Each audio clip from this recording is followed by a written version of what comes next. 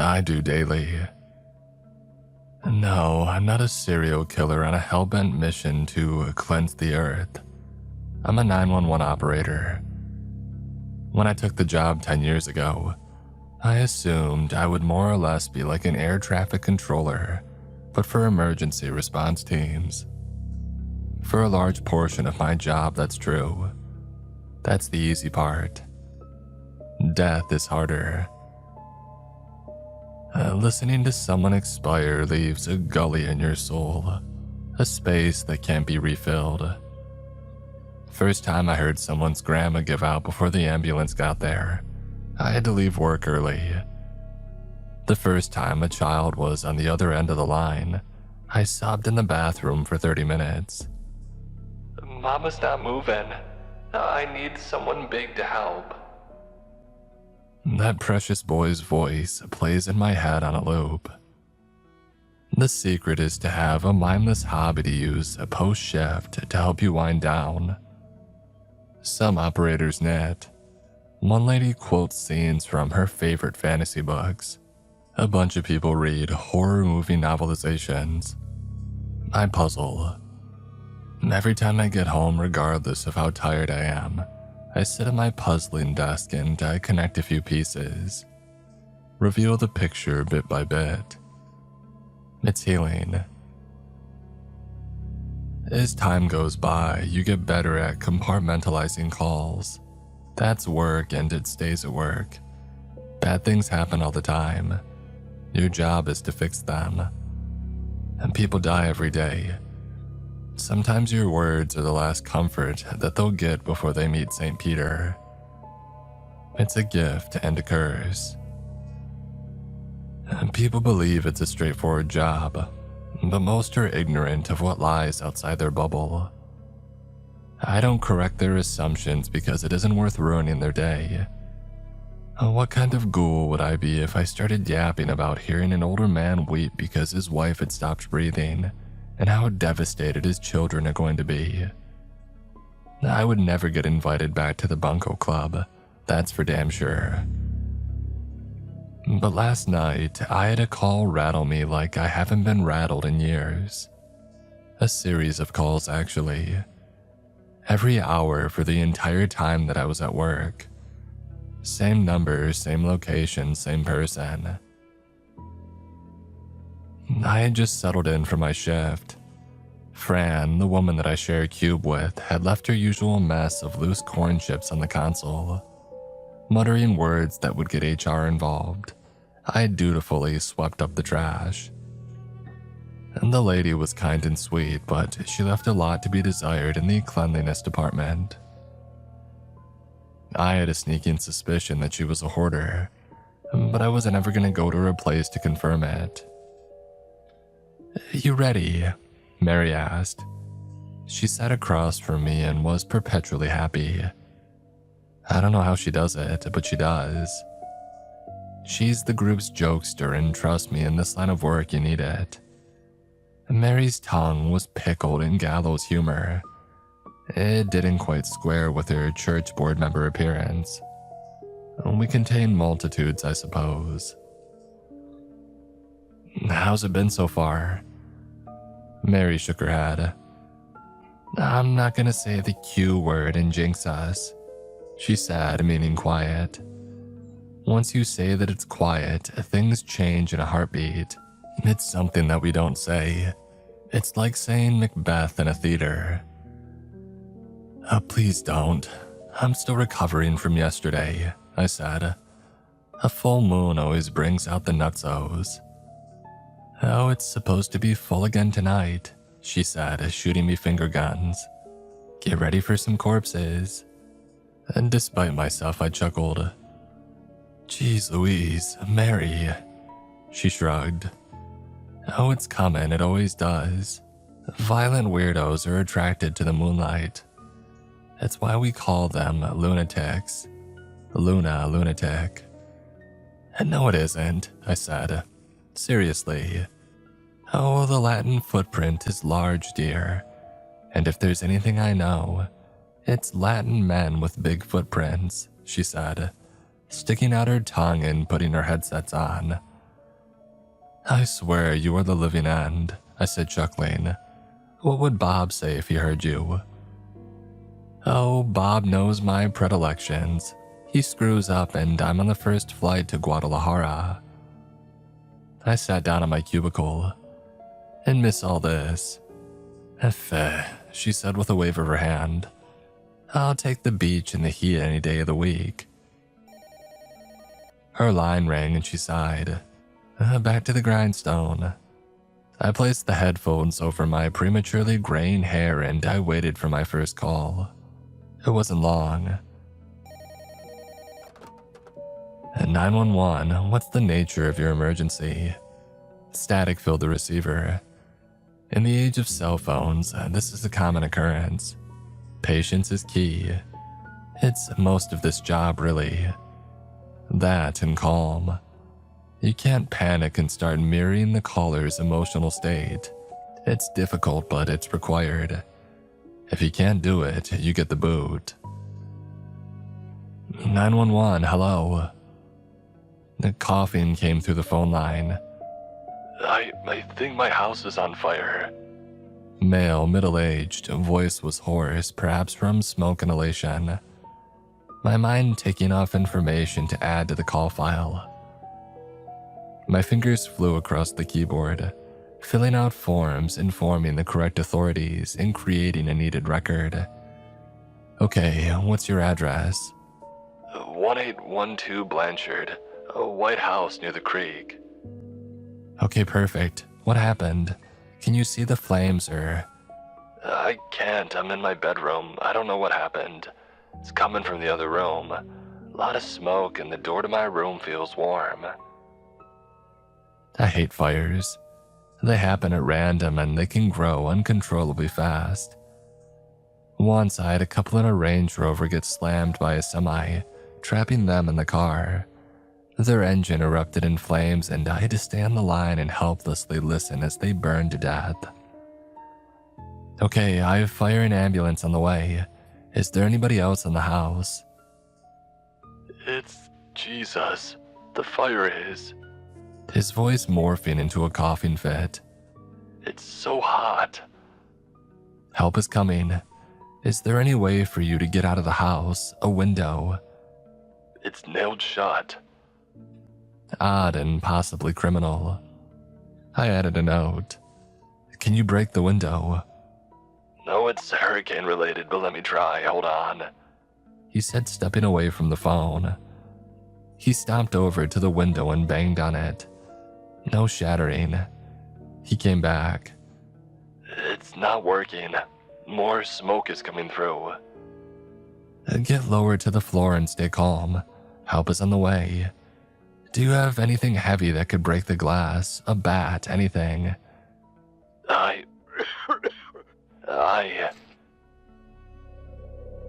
The phone call dropped. Shit, I said to myself. I grabbed the number on the screen and planned to call them back. Before I did, though, I reached out to the authorities. Dispatch, I need a fire truck and ambulance to 1812 Blanchard Street. Adult male trapped in a bedroom. Nobody else should be there. Mary's head rose like the sun over my cubicle wall. She had something on her mind, but had the sense to wait until I was over. I recalled the number on the screen, but got a message informing me that the line was no longer in service. Shit, had the fire spread that quickly? Dispatch, be advised, there's no way for me to connect with the home. The line is dead. A pause as the message was relayed. Operator, what was that address again? 1812 Blanchard, a white house near the creek. Operator, we've got a bus on Blanchard, but they say the street numbers end at 1810. And there isn't a fire anywhere down there. No smoke, nothing. Let me double check, I said, glancing at my notes. I was right, 1812 Blanchard Street. Dispatch, that's the address that he told me. I'll try calling again. Another attempt, but the same result. The increasingly annoyed tone echoed in my ears as an electronic voice told me the number that I was trying to reach had been disconnected. I relayed the message back to the fire department. "Operator, there isn't a house with that number." I glanced at Mary, who nodded. She came around and pulled up the recorded call. Every call gets saved for situations just like this. She gave it a listen, and when she got to the relevant part, she scribbled down the address. She turned the pad toward me. 1812 Blanchard. "We've confirmed the address given to us. Are you sure the street numbers end at 1810? "Affirmative, operator. We'll circle around, but this might be a sick prank." "Copy," I said, hanging up.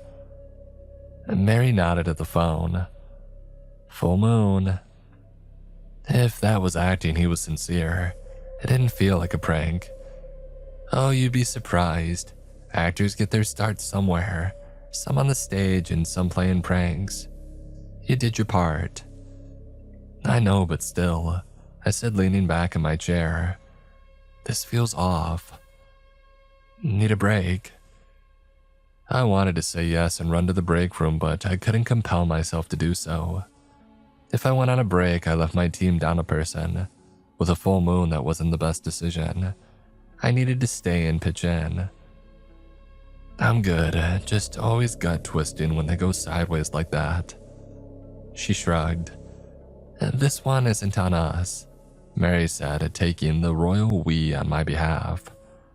"They gave us the wrong information. We sent guys out to help." Yeah. We'll just have to send them a few days later when the smell hits the neighbors." "Mary," I said, "that's wild even for you." "Sorry, but like I said, the full moon brings out our crazy. I'm gonna grab a sneaky snack from the machine. You want one? It's on me." "No, I'm good, thanks." "Don't dwell," Mary said before leaving. I slumped back into my chair. I didn't have time to dwell on the call because my phone started ringing. That's a silver lining to this job. Even on the worst days, you have to keep moving. This is a marathon, not a sprint. You can dwell in your therapist's office. An hour later, while putting out a few actual fires, my phone rang again. 911, what's the nature of your emergency? Hello? I want to report a fire, he said in a strange whisper. I immediately recognized the voice. It was the man from 1812 Blanchard Street. He held the phone close to his mouth, his quickening breath becoming a backing track to our conversation. "Sir, did you call earlier?" "I don't know," he said earnestly. "I just woke up in my house and I can smell burning. The smoke here is so thick." He started coughing. "It's everywhere." Mary rose over my desk again. She mouthed, "Is this the guy?" I nodded and she walked over to my side of the cubicle. An audience was not what I wanted, but this call was so odd that another pair of ears might not be a bad thing. "Are you still in your house?" "I think so." "What's the address?" 1812 Blanchard. "We sent units there, but they didn't find any house. Are you sure you have the correct address?" "Yes," he said, slightly coughing. "I know my address." Mary leaned in and whispered, "Ask him to clarify for our record. You are saying 1812 Blanchard, correct?" "Yes. Oh, I think I found my bedroom door. It's not hot anymore." "Can you exit?" There was a loud bang on the other end of the phone and a nervous yelp. I leaned in, pressing the speakers against my ears, attempting to pick up any background noise that might help suss out where he was. When he came back on the line, his voice was distant and nervous. "The door fell off its hinges. I'm walking down my hallway, but it's pitch black in here. The walls are covered in heavy soot." Mary took the pad of paper and wrote, "Have unit on street. Can he see or hear them?" "Sir," I said, "we have a unit near your location, but they can't find you. Do you hear them calling or see anyone?" My hallway isn't this long, he said. Sir, can you call out for her? There was a scream, and then the line went dead. My jaw dropped, but my fingers were quickly redialing the number. Mary ran over to her desk and relayed the information to the new ambulance on the scene. When I called back, the line was dead again. I threw my headphones off in a rage. Units say they didn't hear any screaming. Something's going on, I said. This isn't a prank. Oh, it's a weird one for sure, Mary said. Did you hear anything that could help? No, I haven't even gotten his name yet. Steven, our boss, came walking over. His head popped into view after I threw off my headphones, and it was just a matter of time before he would eventually mosey on over. It was his job to make sure that we stayed even-keeled on the phones. Any flash of humanity and you might find yourself done with the shift, and if it continues, you might be done with the job. What's going on here? I sighed. I'm sorry about the headphones. He raised his hand and gave me a warm smile. When he spoke, he kept his tone newscaster smooth and honey sweet. As I'm fond of reminding management, we're not robots. Sometimes we get worked up. I didn't mean it, frustrated is all, I said. The guys called twice, talking about a fire but gave us the wrong address, Mary said. No one can find him. He called an hour apart. The house fire would have chewed up his home by then, right? Steven nodded. Yeah, you'd think. Is it a prank or someone lonely looking to connect? I don't know, I said. He sounds genuine but confused. Was he injured? Beyond coughing, he hasn't said. Maybe head trauma, but I can't tell over the phone.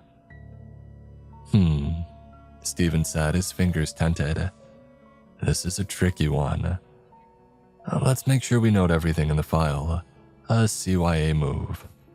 Can I give the calls a listen? Sure, I said, moving out of the way. Steven pulled out his own pristine headphones, plugged them in, and pulled up both calls. He closed his eyes, his full attention on the push and pull of the conversation. He listened once, paused, listened a second time, and removed his headphones. You did a fantastic job, he said with a nod. Very professional. Thanks. He shifted in the seat. I know it was a hectic call, but did you catch a woman screaming in the background? What? I said, confused. What woman? It's faint, but you can hear it in both calls. Here, let me cue it up for you on the first call. He did just that. I handed him my headphone jack and he plugged me in. He clicked play and I pancaked the speakers against my ears. There was a scream. Jesus Christ, I said. How did you catch that? Steven smiled. I'm like the sonar guy from the Hunt for Red October. I don't know what any of that means. He softly chuckled. Oh, I sometimes forget how dated my references are. I got it, Steven. We olds gotta stick together, Mary said. Peak Alec Baldwin submarine movie. Worth your trouble for his hair alone. If he calls again, flag me down.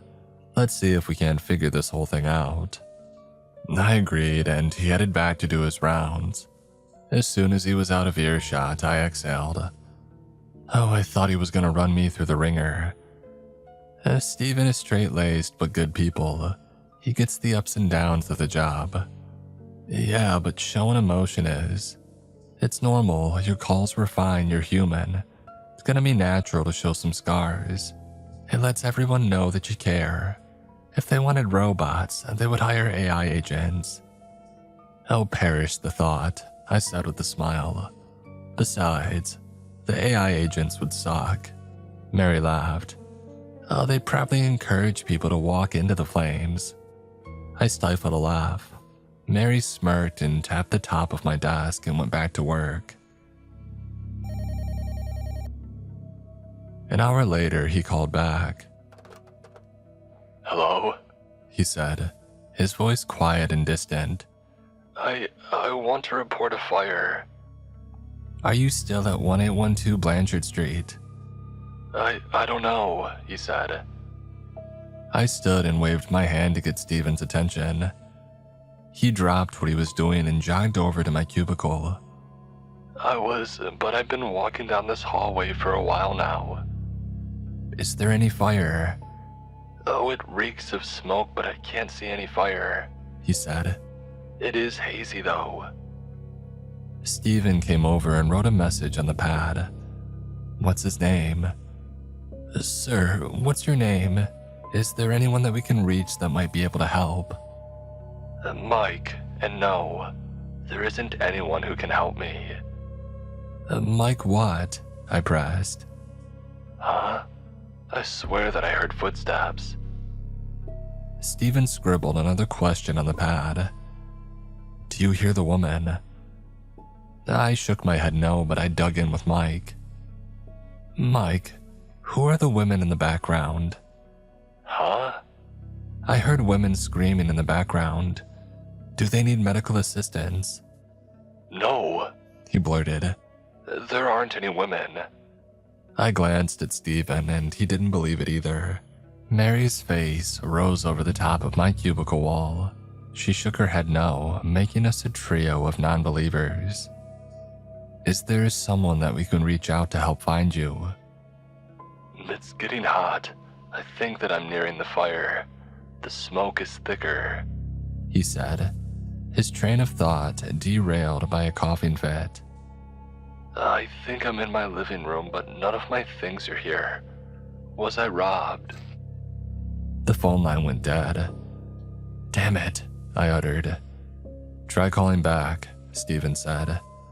I did. The phone line was dead again. Steven mused, his tone higher than before. To an outsider, this wasn't a big deal, just a man curious about a mystery. But to us who work with him every day, that high-pitched musing meant that he was worried something bad was happening. To my ears, he was panicking. This is odd. What do you think's happening? Let me listen to the call closely, he said. I moved out of the way and he took a seat at my desk. He pressed the headphones against his head and closed his eyes. The call replayed.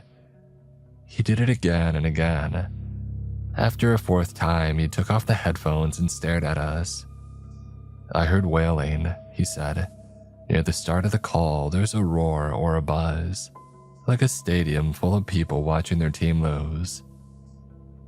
Mary and I both gave it a listen. Well, I'll be damned, I said. Is there a game at Washington Park tonight? Mary asked. I don't believe so, Steven said. I could be wrong, but I follow the team closely. I think they're across the country. Who's wailing? Oh, maybe it's the wind blowing through the trees. It can whistle if it's strong enough.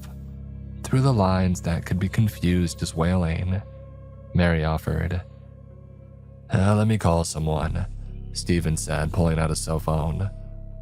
Hey Jerry, it's Steven. Quick question, you on patrol tonight? Was wondering if you could do me a favor and follow up on a series of calls that we've been getting. He explained everything up to that point and got assurances that the cop would check out the area near the stadium, and if he isn't called away, Blanchard Street. After he hung up, Steven turned to us. He's a good egg. If there's something odd going on, he'll find it.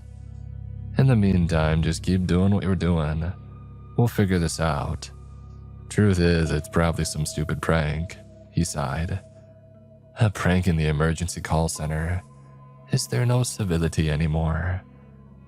Not an ounce of it anywhere, Mary said. Just check the news. Steven gave a weak smile. I don't need to read about it. I feel it in my bones. Good job tonight. Keep me in the loop. He got up and laughed. As soon as he was out of earshot, Mary leaned into me. He's worried about something. I've never seen him so stressed, I said. What do you think this is? What do I think this is, or what do I think he thinks this is? I shrugged. Both? Okay, well, I think he's hoping that it's a prank, but I don't think he believes that. I think he's worried this is some sort of killer taunting us. Like how the Zodiac sent letters to the newspaper and police. Oh shit, I said. You think? Oh, I think he thinks that. I think that someone has serious head trauma and or is on designer drugs and is stumbling around the woods. He's probably in danger. Yeah, I agree, I said. But what's tripping me up is he sounds like he's aware on some level. Like he's confused but clear about his confusion, if that makes sense. Mary screwed her face up. Not really, babe. Like I think he's aware but he's stuck somewhere and that's throwing him off. Maybe he was kidnapped and is being held by someone or something. Mary nodded. That makes sense, he might be. I wish he had given us a last name. Might be easier to find his next of kin. In between calls, I can do some searching. I might scare up a family member or two. A nice choice of phrase, Mary said with a wink. Scare up a family member just to give them a scare. I rolled my eyes. It's been a nightmare. Oh, just messing with you. It's a good idea. I used to work flirt with a guy in housing. He might be able to help. Work flirt? Oh, you know, both of you like the thrill, but both understand nothing will happen. It gets the blood flowing and sends a little charge through your nervous system. Harmless, but it lets you know that you still got it. Uh-huh. She put her hand on her hip. And when you're married as long as I've been and are as old as my birth certificate proclaims me to be. I held up my hands and laughed. Mary, it's cool. I'm just giving you shit, I get it. Everyone wants to feel wanted. I'm just glad your work flirted with a guy that can help us and not, I don't know, someone in parks or sanitation. So yeah, call your work fling. Oh, not a fling, a flirt. A fling is physical, flirt is words, maybe a glance. Words matter. A work flirty then. Does that work better? She nodded and headed off to do her thing. I sat back down and shook my head. The full moon really does bring out the strange. I got back to the grind, unsure if I would get another call from mysterious Mike. Despite my other calls, my mind kept a candle of thought burning on this Mike situation. Nothing made sense. I was worried that he was in trouble. The image of a man with head trauma stuck in a fire, or just lost and confused, calling for help but never finding it. It chilled me. His dead body found in a shallow depression, curled in the fetal position, unfound until years later, when there was nothing left but bones and an old cell phone. Hey, you're never gonna believe what my housing guy said, Mary said about a half hour later. You called him this late? No, I texted. He's a night owl. Plays some stupid game online with friends in China or something.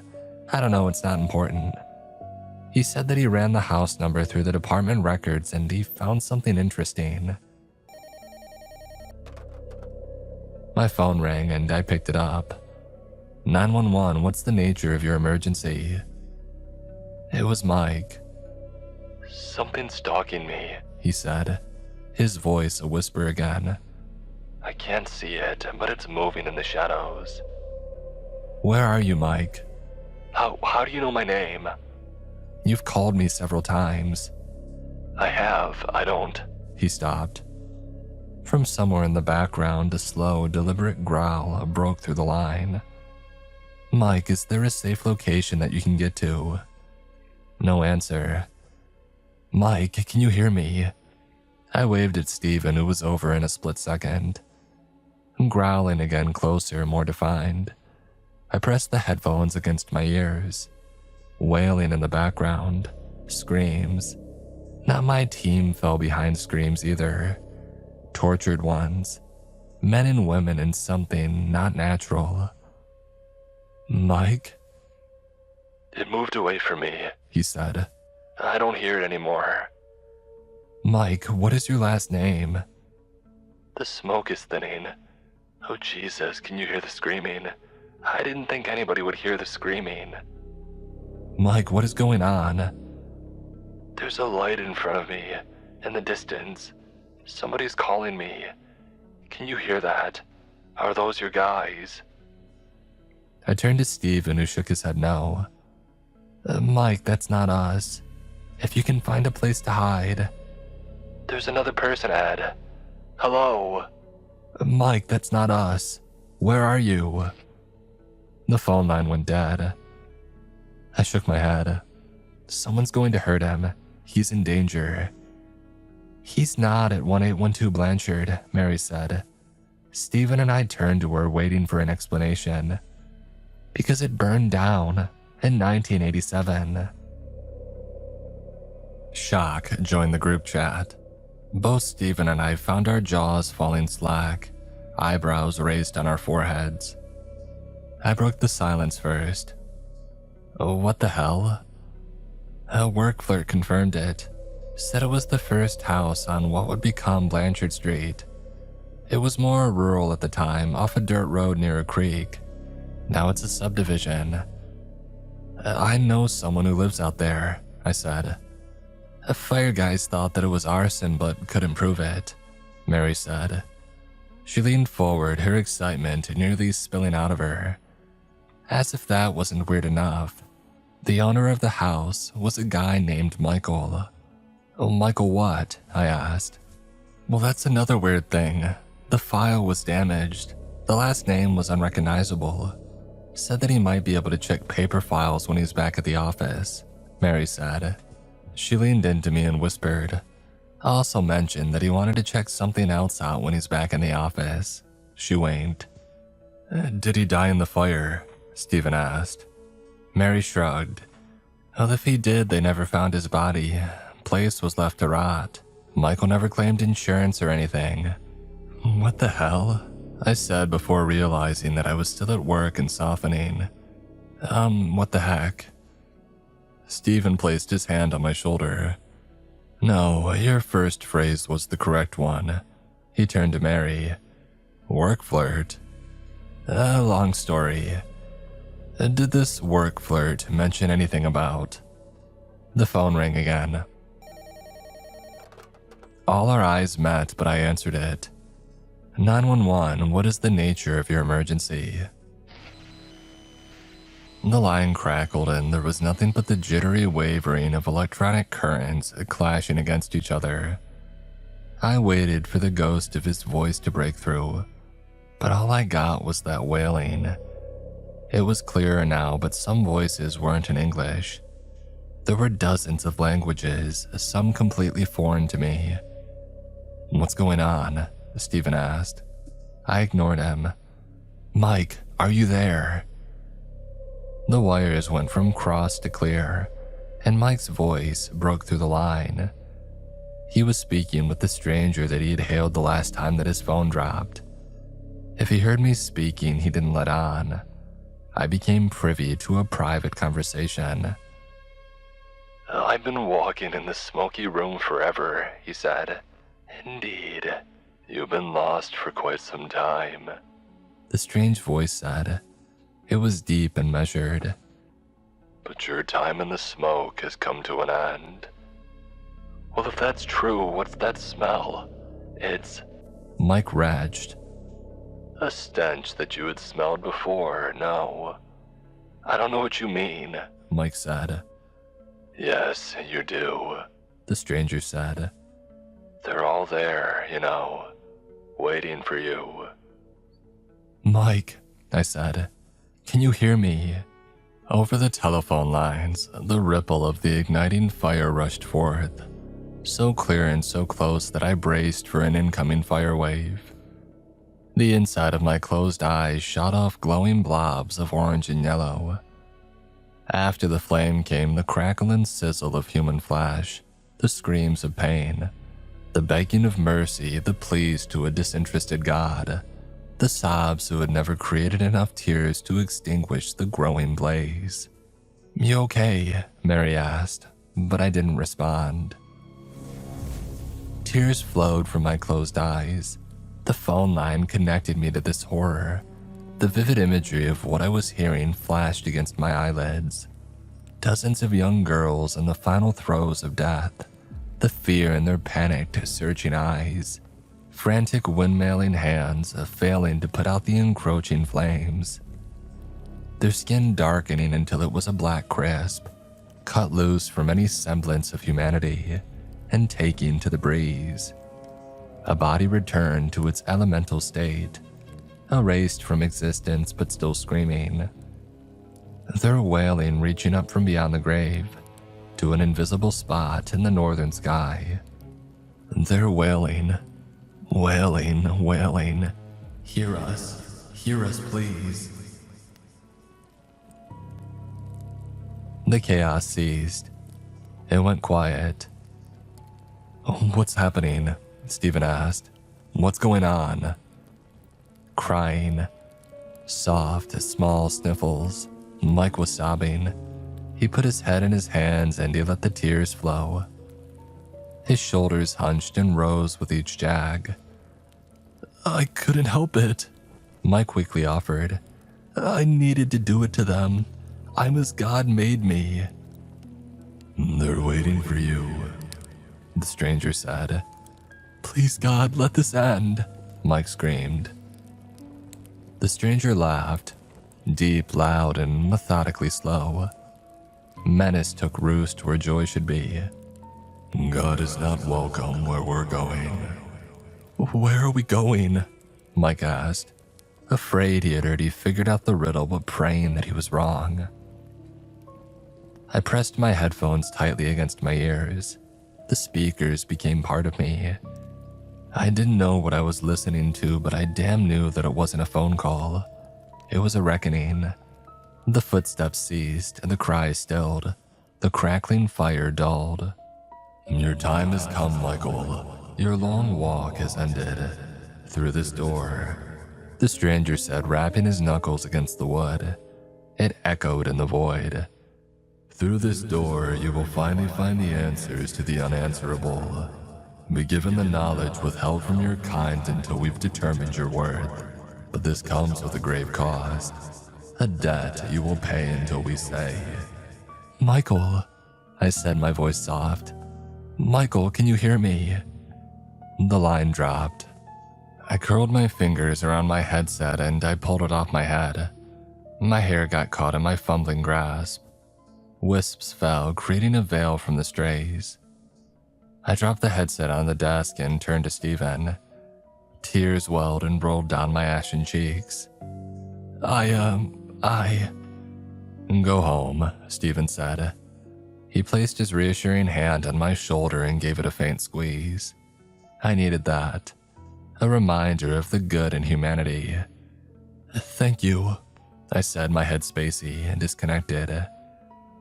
Mary came around the cubicle and swept me up in a bear hug. She pressed my face into her soft shoulders and whispered a prayer over me. I wrapped my arms around her waist and her warmth seeping into my bones. I closed my eyes and sobbed. She held me, muttering prayers until some of my negative energy flowed into her, easing my load. I've got room to spare, she said. We're together in this. We're in a rough business. We've got to be there for each other. I thanked her and laughed, but I didn't go home. I had somewhere else to be. Voices calling me for help. Puzzle pieces that needed to be affixed. A full picture waiting to be seen. My tires turned down a well-worn gravel road, Blanchard Street. I followed it until the number stopped. 1810, end of the line. I parked my car and walked into the forest at the end of the street. That first call rang in my brain. A white house near the creek. I glanced down at the ground, wavering grass, growing over long-faded tire ruts. You would miss them if you weren't looking for them, but I was. The house was built off what would become Blanchard Street by a long, twisting driveway. I followed it. On the side of the overgrown path, the moonlight glinted off something hidden in the tall grass. I halted my funeral march and squatted to get a better view. I kicked a tangle of braided black wires, power and telephone lines, fallen and rotten. It snaked through the grass, a closed-off ramp of the information superhighway. The babbling of the creek found my ears before my eyes caught the moonlight shimmering off the surface. The cool night wind blew my hair into my face. I brushed it away and turned on my flashlight. I walked along the creek for a while until I came across a small berm at the water's edge. I kicked away some of the dirt.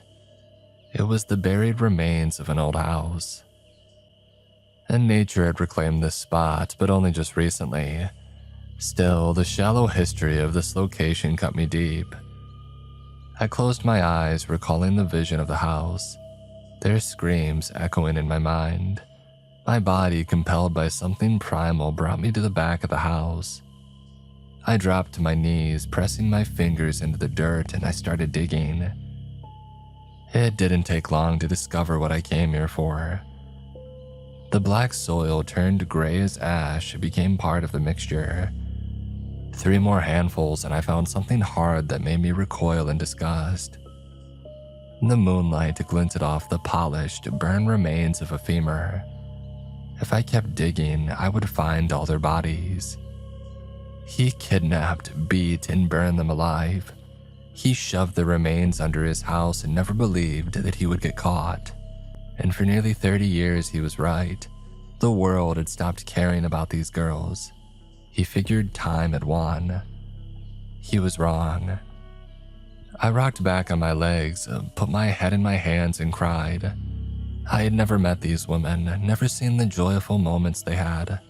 Stolen kisses, laughing with friends, silent contemplation as they grew up in a world that waited to knock them around.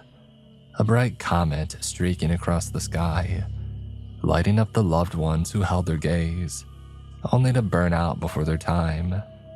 A shimmer of fading memories left in their wake. I had only seen them as the light dimmed. I knew them in a way that only Mike had seen. I cursed that we shared anything in common. I balled my hands into fists and I punched the ground. My knuckles barely dented the soil, but smoothing it all the same. They didn't deserve this. A ripple of energy rushed across the back of my neck, stopping my dirt pummeling. I turned and was greeted with the sight of dozens of white balls of light floating effortlessly over a specific spot. As soon as I acknowledged them, they dissipated like a dream in the morning light. I walked to where they had been gathering. The ends of the ancient telephone lines sank into the ground. Mike's body was under there. If I poked around, I would find the husk of his torched remains. The irony of this monster meeting his end in a fire wasn't lost on me. But I didn't care to find Mike's remains. He had gotten his ending.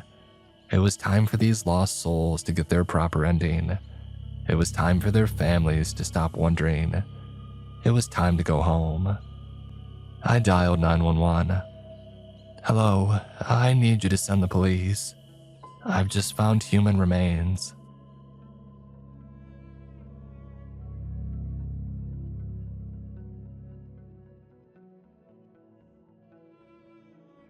Today's episode is sponsored by Brooklyn Bedding.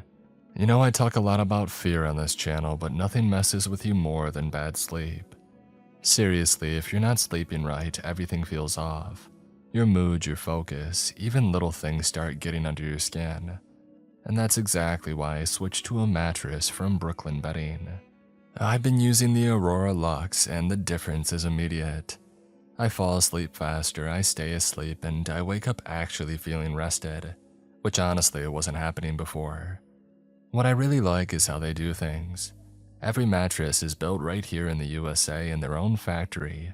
There's no middlemen and no gimmicks, just high quality materials and real attention to detail. You can feel that the second that you lay down. And if you're like me and tend to sleep hot, they've got cooling tech built in, so you're not waking up in the middle of the night overheating. And they even offer a 120-night comfort trial, so there's really no risk in trying it out. So, if your sleep has been off lately, do yourself a favor. Go to brooklynbedding.com and use my promo code MrCreeps at checkout to get 30% off site-wide. This offer is not available anywhere else. That's brooklynbedding.com and promo code MrCreeps for 30% off site-wide. Support our show and let them know that we sent you after checkout. brooklynbedding.com, promo code MrCreeps.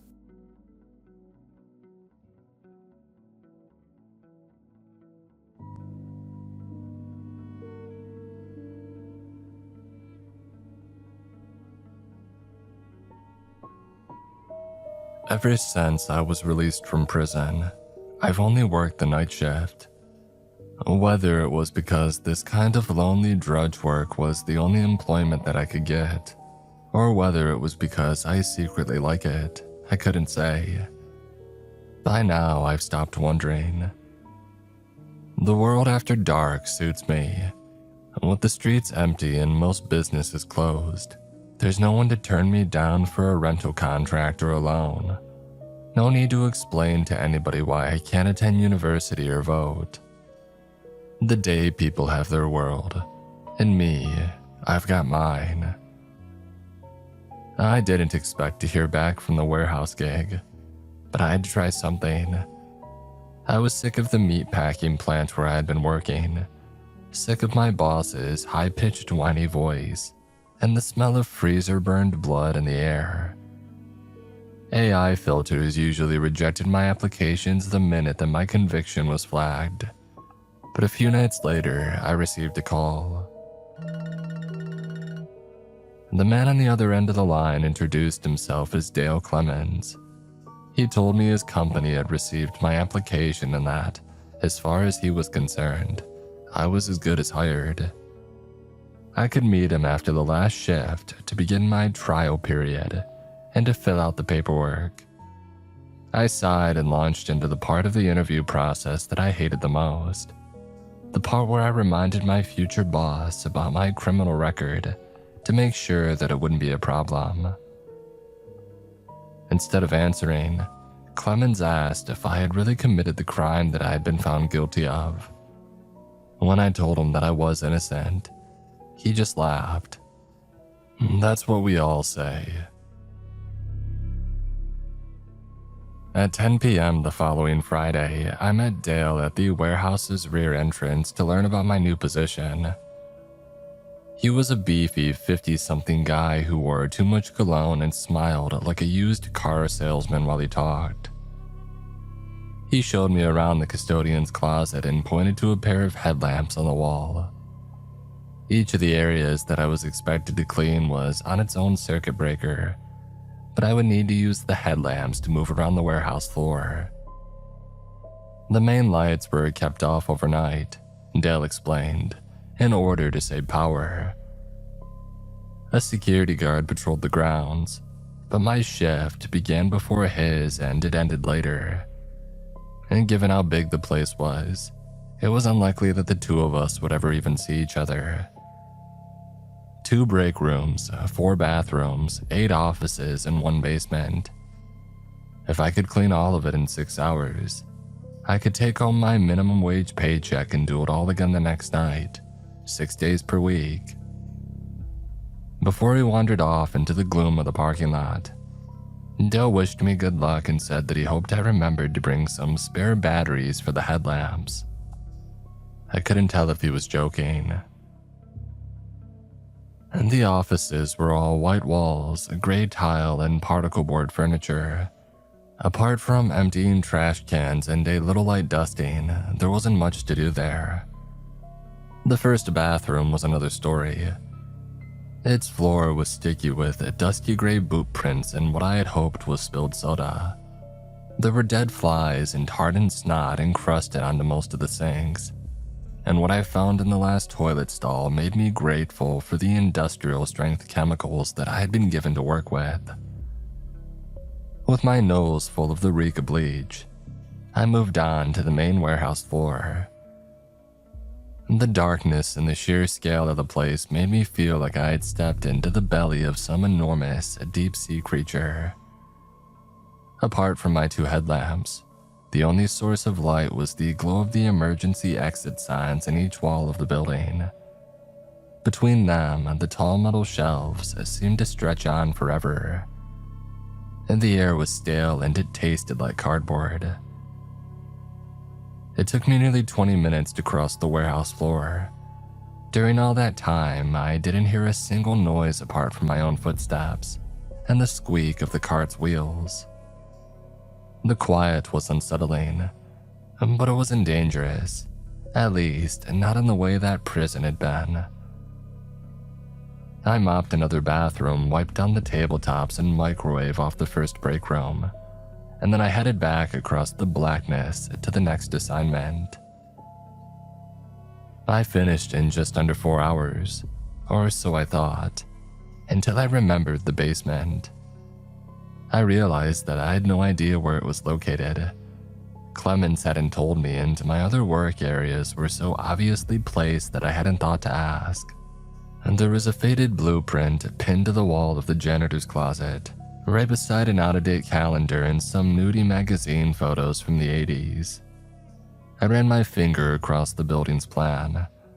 No staircases, no second floor plan, no other level, no basement. 2 break rooms, 4 bathrooms, 8 offices, and 1 basement. If I closed my eyes, I could hear Clemens' a thick voice inside my skull. There was no doubt that he had mentioned it. I felt panic tightening my chest. So far, I had overcome my criminal record by being a model employee. But if I was fired after my first day on the job, all of that work would be for nothing. It would be back to the bottom of the barrel, if I could find any work at all. I thought of other ex-cons that I knew, guys with bodies beneath their belts who had been important behind bars, but who now lived beneath underpasses and shook cups at strangers for spare change because they didn't want to risk jail time again. All it would take, I reminded myself, was a little bad luck. And maybe this was it. I wished that I could ask the security guard, but I hadn't seen the guy since I had arrived, and there was no time to wander around looking for him. My only choice was to return to the warehouse floor and hope that I could find the basement entrance on my own. It felt like stepping out into empty space. Before long, the beam of my headlamp could no longer reach the warehouse walls, leaving me alone among all those endless metal shelves. Although I was moving in a straight line, I couldn't shake the feeling that I had taken a wrong turn somewhere. But even if I had, all I had to do was walk backwards and eventually I would find the door that I had come from, right? I wasn't even sure what I was looking for. A staircase, a large metal trap door, maybe even an elevator. I heard nails scratching across the concrete behind the shelves to my left. I figured it was probably rats. Just about everywhere I had worked the night shift had them, but no tiny glowing eyes stared back at me when I had turned to check. The further I walked, the more I thought about that sound. It reminded me of dog claws in need of a trim, but Dale hadn't mentioned anything about a guard dog. And 10 minutes later, however, I still hadn't seen anything that looked even remotely like a basement entrance, or an animal. Something else was starting to worry me as well. As huge as the warehouse was, my headlamp should have revealed the opposite wall by now. Not even the glow of its emergency exit sign was visible. I walked a little faster, and that was when I noticed another light to my left. It seemed to be coming from the center of the warehouse and from the floor. I hurried toward it with a smirk. I wouldn't be done early, but at least I'd have the job finished on time. The closer I got, however, the more my smile faded. The warehouse floor was concrete, but the stairwell in its center looked like something out of a suburban home. Beige drywall, a tan carpet, a white paneled door at the bottom. That was where the light was coming from. I gulped, unhooked a bucket of cleaning supplies from my cart, and then headed down the stairs. I reached out for the brass door handle and hesitated. I did not want to know what was on the other side of that door. The hair on my arms and the back of my neck stood up. The tension in the air felt thick enough to cut. It reminded me of certain feverish nights back in prison, the kind where you knew something bad was about to go down, even if you couldn't explain why. And that was the reason I kept going. Too much was riding on this job for me to turn back just because I had a bad feeling. According to my watch, I had less than 2 hours to clean up whatever was down here. I took a deep breath and I pushed through the door. An ugly green and brown plaid couch, brass lamps, a couple of wooden chairs, shelves with little porcelain figurines. A tall clock stood ticking away the minutes in a corner. If it had been standing in someone's grandparents' house a few decades ago, it might have made sense, but not 15 feet below a warehouse floor. And there were no footprints on the mold-colored shag carpet, no candy wrappers, empty cans, or any signs that anybody had been down here recently. And yet the place felt unmistakably lived in, as though whoever or whatever called it home had left for a moment but might be back at any time. 2 other doors, identical to the one that I had just opened, stood on the walls to my right and left. As I moved deeper into the room, it was hard not to imagine the closet monsters from my childhood hiding behind one of them. I figured I would start with the room on the left. The water in my bucket sloshed uncomfortably with every step I took. Apart from the ticking of the grandfather clock, it seemed like the only sound left in the world. I was reaching for the handle when I heard a creak. I hadn't imagined it. The white paneled door on the wall behind me had opened just a crack. There was only darkness on the other side. I shouted, "Hello?" But it came out as a dry whisper. Of course, there was no answer. The lights were off in the next room, but I was reluctant to feel along the wall for a switch, afraid maybe of what my hand might brush against in the dark. With one last nervous look over my shoulder at the cracked open door, I turned my headlamp back on and kept going. The space was a nursery, or at least that was the closest comparison that I could think of. Smiling bears and trains covered the wallpaper. Toys were scattered across the floor. A lamp stood in the middle of the room, but its cord was too short to reach the wall, and there were no outlets to plug it into. Beneath it was a wooden crib with a heap of blankets in its center. What was I expected to do here? Pick up the toys, change the sheets? I hope not. Because the longer I looked at that crib, the more sure I was that something was moving inside of it.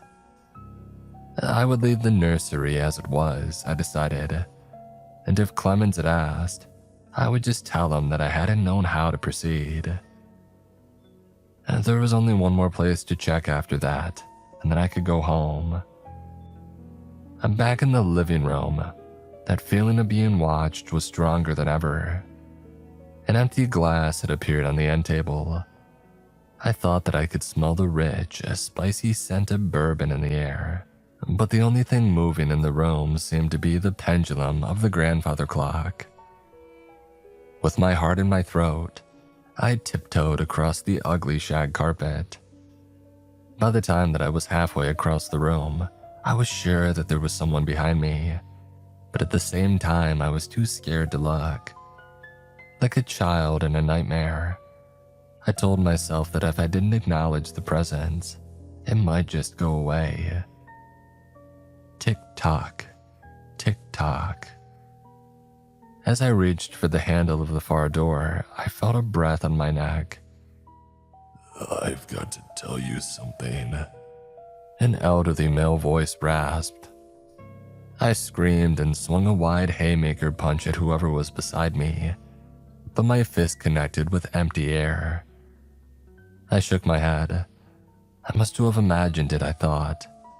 I was letting this weird little basement get to me.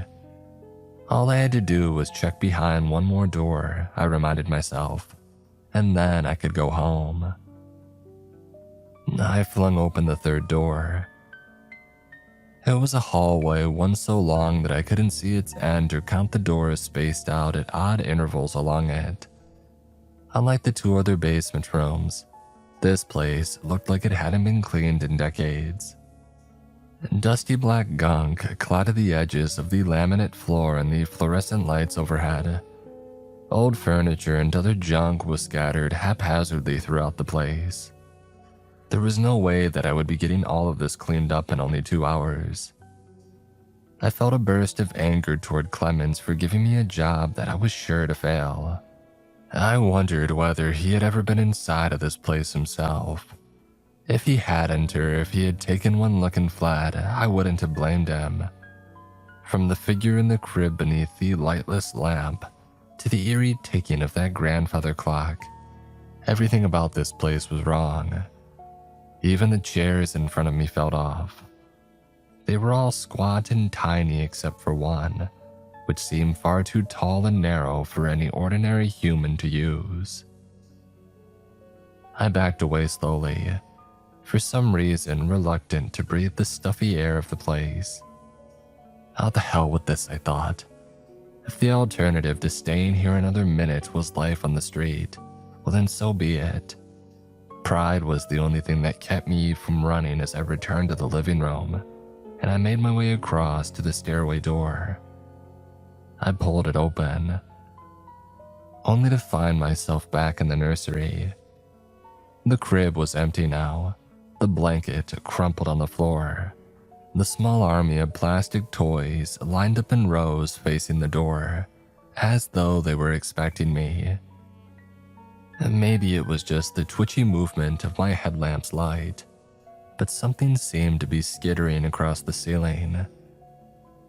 I closed the door, wishing that I could lock it, and I tried the next one. I had finally found stairs. But here the steps led downward. There were no lights that I could see, and the bottom was too far away from my headlamp to reach. I scratched my head. It shouldn't have been possible, and yet, the staircase that I had taken to get here, it was gone. I tested each door again with the same result. How the hell was I going to get out of here?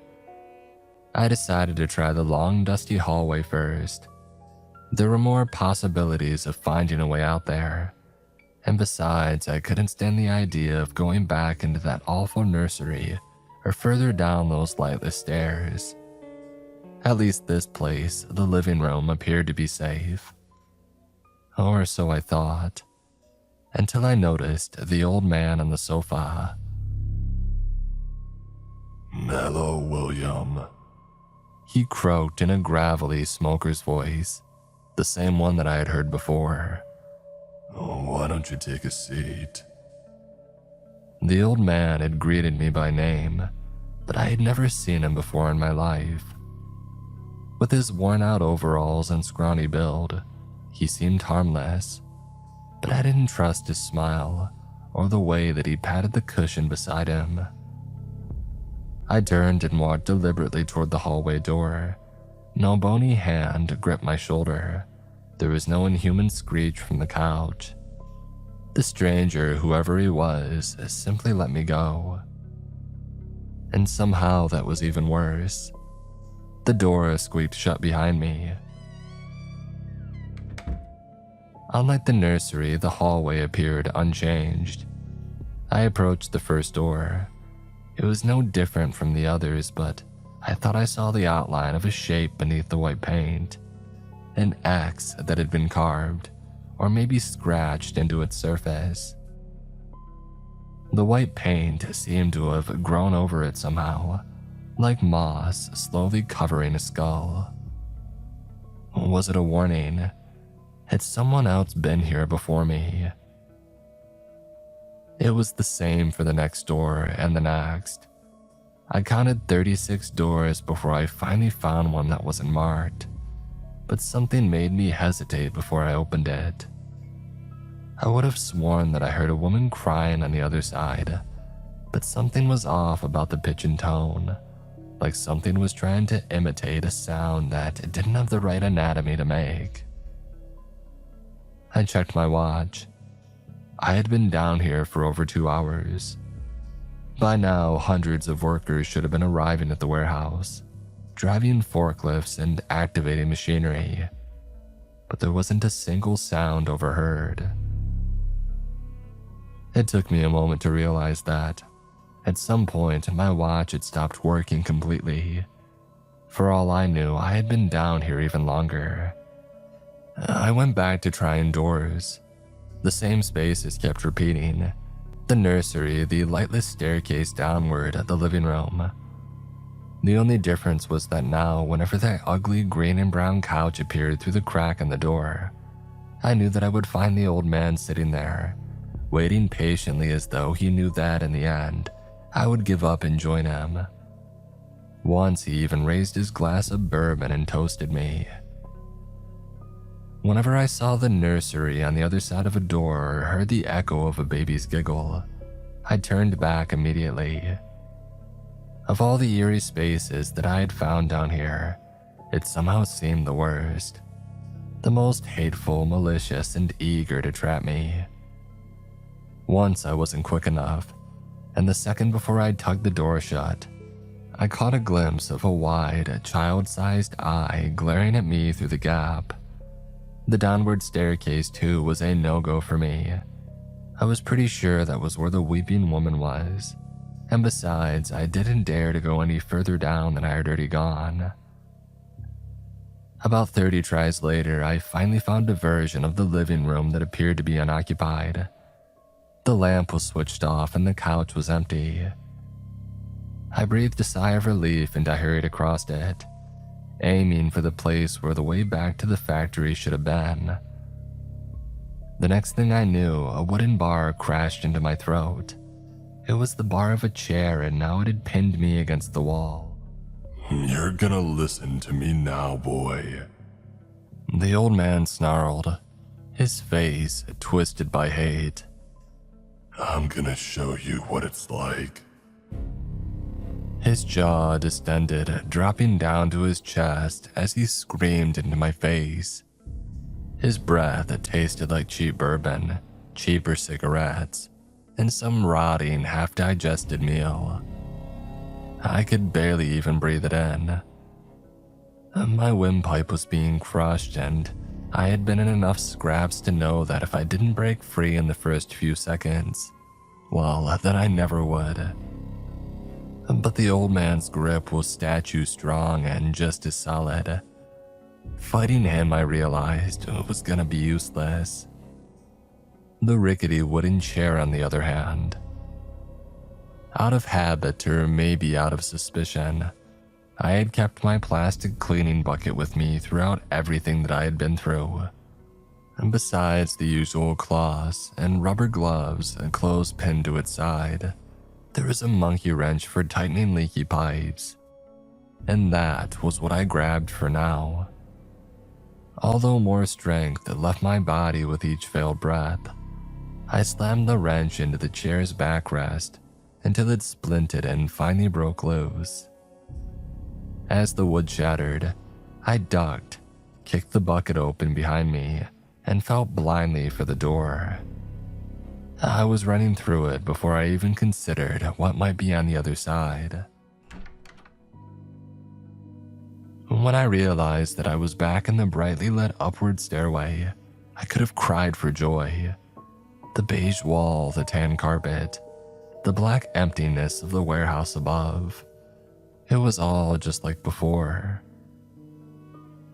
I pulled the door shut behind me and I hurried up the steps. I had made it. I was back on the warehouse floor. But where was my cleaning cart? I had parked it right here, at the top of the stairs, hadn't I? The beam of my headlamp caught on something. A man, splayed face down on the concrete floor. He had dark hair like me, and he was even wearing the same uniform. And for a moment, I had the awful sensation that I was staring at my own corpse. My headlamp flickered and went out. I scrambled to switch on the second that hung from my belt. Its light was dimmer than the first, but it was something. The body at least hadn't moved. I knew that I should just keep walking, but I felt drawn to the stranger on the floor. Up close, I could see that his dark blue jumpsuit was torn and stained in several places. It looked as though chunks of flesh had been torn out of him and eaten. Part of me wanted to flip him over to see his face. Part of me was afraid to.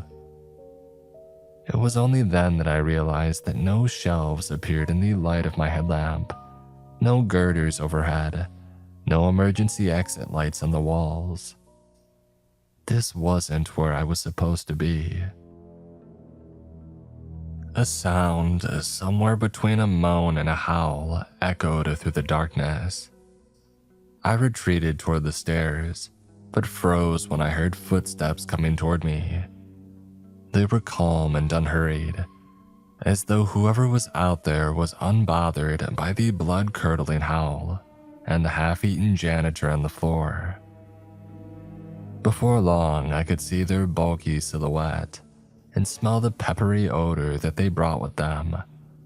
I was sure that I recognized it. "Dale?" I ventured, my voice barely above a whisper. The man who had hired me approached with a grin.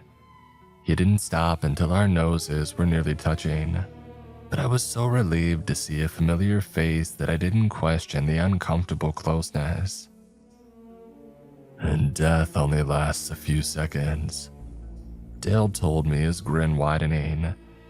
"But hell is forever." And then my boss's face exploded. Fragments of bone splattered across my face and the front of my uniform. Clement's now headless torso collapsed on the floor. I stared ahead stupidly, unable to believe what had just happened, until another one of those moaning howls echoed and reverberated through my bones. Whatever had made it was closer now, a lot closer. I tried to wipe the rusty taste of blood from my mouth as I rushed back down the stairs, but I knew that it was going to take hours to clean all of that crimson gunk from my face and hair, and that there would be no washing away the memories of what I had just seen. I reached, almost reluctantly, to remove a chunk of something stuck behind my ear, but as I passed through the doorway, I felt it disappear. The stickiness and tiny chunks of bone were gone, as though I had dreamed up the whole thing. I was back inside the hallway, and I thought I knew what had happened to whoever who had made those X's on the doors. He had gotten somewhere that he thought was safe, and then he paid a terrible price for his overconfidence. And maybe he wasn't the only one. I realized with a sinking feeling that the door that I had come out of was not where I had gone in, and I no longer had a line of sight to the door at the end of the corridor. It had been my lifeline, even though I knew there was no way to be sure that the room behind it was still the same. I looked from one side to the other, paralyzed by indecision, and then the lights overhead began to go out. The darkness swept toward me like a wave. "Did you remember to bring your spare batteries?" A voice horribly similar to Clement's called out from the darkness. "Well, did you?" That insane laughter pursued me as I ran. In the last second before the darkness swept over me, I chose a door at random and I flung myself through. I was back in the unlit downward stairwell. and all I had was a much dimmer headlamp to show the way ahead. I thought about what Clemens had said about the batteries and I shivered. Maybe it was just me, but its beam seemed even dimmer, a little more flickery than it had been before. Had he known somehow? Was he taunting me? I'm glad that it was soon to go out. Something pounded against the door behind me, rattling on its hinges. My encounter with the old man had given me the impression that the things who haunted this place couldn't leave their spaces unless I left an opening for them. But could I really take that chance? I continued downward into the blackness. The stairs became a little steeper, narrower, and taller with every step that I took, until I found myself paying more attention to my foot placement than whatever might be ahead. Before long, a familiar sound echoed from below. I didn't want to believe it. It was the sobbing of the woman that I had heard before. A pale face appeared at the limits of my headlamp's light. Why didn't you help? It asked, gazing at me with black-ringed, bloodshot eyes. Why didn't anyone help? The thing on the stairs pulled itself along the walls spider-like. Its limbs were bent, broken, and wrong, but somehow they supported its weight. I didn't want to take another step toward it, but my only way out was forward. So I closed my eyes and charged. A hand, long-fingered and icy cold, clamped down on my shoulder and stopped me dead. With a scream, I unzipped my jacket and I flung myself free. The thing's grip closed on empty air.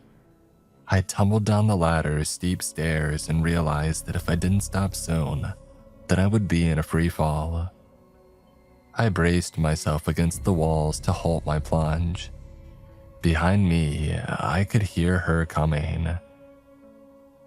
I climbed backwards down the stairs, knowing that I wasn't fast enough, knowing that I still couldn't see the bottom. I prayed for another door to appear. If it did, I swore to myself that I would take it, no matter what was on the other side. I would sit on the sofa beside that eerie old man and listen to whatever he had to say, no matter how horrible it was. The effort of bracing myself against the wall had left my muscles weak.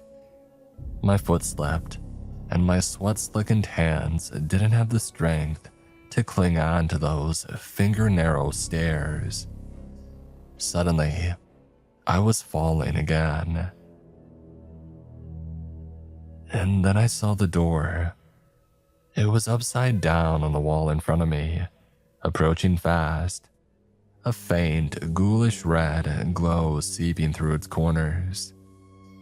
I grabbed the handle and felt the cool metal slide through my fingers, but I held on.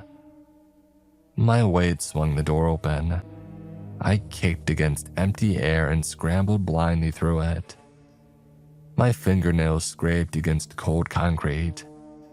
Wherever I was, it was nearly as dark as the staircase that I had just left. The door slammed shut behind me. I had pushed myself to my feet and was turning to inspect my surroundings when the beam of a powerful flashlight lit up my back. I heard a pistol slide loose from its holster. "All right, buddy," a deep male voice shouted. "Put your hands up and turn around. Slow." The doorway that I had come through was gone. In its place stood a stout, middle-aged security guard. His fingers shook against the pistol in his hand. I did as I was told. I saw myself as he must have seen me. Hair wild, face pale and smeared with grime, my shirt ripped. I told the guard that I was the new night custodian and that I had been hired by a guy named Dale Clemens. Instead of calming him down, my explanation only seemed to make the guard more nervous. "Clemens? Listen, buddy, I already didn't like the looks of you, but if you're friends with that evil son of a, well, we're gonna have a problem. It was only the look of pure confusion on my face, I think, that made him lower his weapon. He introduced himself as Avery Rasfeld, walked me back to the offices, and told me to have a seat. He hit the buttons on a vending machine in a specific sequence to get us both a free soda. According to the clock on the wall, only 10 minutes had passed since I had first walked down those stairs. Avery explained that everybody who worked in the place knew about Dale Clemens. He seemed like a nice enough manager, until one sunny Friday morning the week after his divorce. He strangled his father-in-law and beat the wife and kid to death. He even poisoned the dog with antifreeze. Then he drove here and blew his brains all over the warehouse floor, just as everybody was clocking in. Avery sighed. In fact, if I remember right, he did it right around the spot where I ran into you. After the security guard went quiet, I told him my version of what had happened in the warehouse that night. I didn't expect him to take me seriously, but Avery nodded like he had understood. Then he took out his phone and pulled up a newspaper article from a couple of years before. The accompanying photo showed the man I knew as Dale Clemens, as well as a familiar-looking, skinny grandfather with an infant sitting in his lap. A woman stood behind the green and brown plaid couch, with her arms wrapped around her family. She was smiling into the camera. The last time that I had seen her, she had been crawling up the stairs toward me with murder in her eyes. They always seemed like such a happy family, but it turns out that he was abusing her for years. All of that hatred. Avery went on shaking his head. All of that bitterness. I mean, where does it go? What happens to it after we die? And do the dead hate the living for all the life that they missed out on? I don't have any answers, but I wonder about it enough to believe your story. I thought about the entities that I had met down there, wherever down there was, and I thought about the things that they had tried to do to me. The old man cutting off my oxygen, the woman crushing my shoulder with her grip, the bites that had been taken out of the dead stranger by a canine spirit still hungry for something other than poison. And the child. How would it have felt about all of the opportunities that had been stolen from it? How would it feel towards those like me, who just took life for granted? With each passing second, the memory of what had happened to me in that impossible basement felt like a dream. And then another question occurred to me. I asked Avery if I was the only person that he had ever caught here overnight.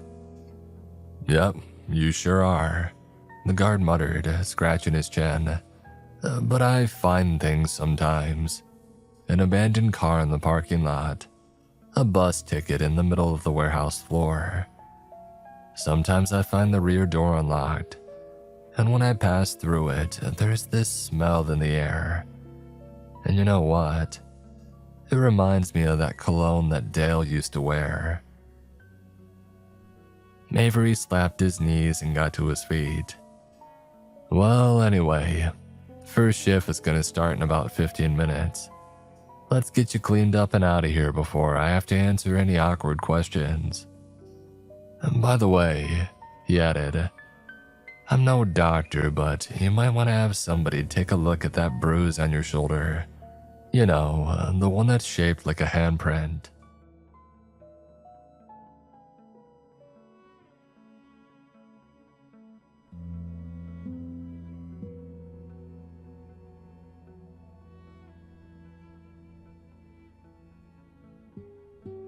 The irony of my story is that I became a park ranger to avoid the stressors of a grown-up job, as my father would call it in the real world. The grind of banal and inconsequential office work, the drab and dreary gray of corporate life, and the dangers of working in a major city. That's the worst part of it all. I got out of the city to get away from danger. After a near run-in with death at the hands of a gunman who had emptied my pockets and left me, thankfully, with my life. Nature to me was supposed to be an escape from all that. But when I took the job in a Midwestern national park, the name of which I won't share with you, I learned very quickly that danger garbs itself in so many different ways. You see, in the city, danger was loud and fierce and immediate. And I'll admit that in those rural crevices of the world far from man and civilization, danger can be much the same. When facing a wild animal, for instance, the fear response is much the same. I didn't go into this link of work with the belief that I would be in a bubble, as life is always a risk in and of itself. Nature would bring a new set of unpredictable risks in the form of wildlife, and I was aware of that. I was prepared for it. I wasn't prepared for that other kind of danger, which people don't talk about, or at least the ones who do talk about it are met with disbelief the majority of the time. I'm talking about unearthly danger. I'm talking about things that don't align with the general public's dominant belief system, certainly in the Western world, about everything in life having a rational explanation. About there being no such things as paranormal or spiritual anomalies who sit at a variance with the natural world around them. I never really leaned one way or the other when it came to such talk. My grandfather told me about the time that he had seen a ghost as a boy, and I simply nodded, perching atop my fence, unwilling to take a stance one way or the other. Well, having seen what I've seen since starting my job as a park ranger in this vast backcountry wilderness, I now have very firm and fixed beliefs. There are things in the woods, and there is no grounded or logical explanation for them. Dick, is that right?" asked Harry, the gray-haired 70-something-year-old ranger who was showing me the ropes when we met at his watchtower. My eyes widened. "I beg your pardon." The man frowned and looked down at his clipboard on the desk. "It says here your name's Dick." It was my turn to frown. "Richard, I go by Richard." "Ah," said Harry, and then he grumbled to himself, crossed out the name with a ballpoint pen, and tutted to himself as he wrote down my proper name. "That'll be Graham that you met then, at the interview, I mean. A bit of a dick himself, truth be told. Fancies himself a comedian, but doesn't quite know how to walk the line between comedy and dickery," I finished. Harry chuckled.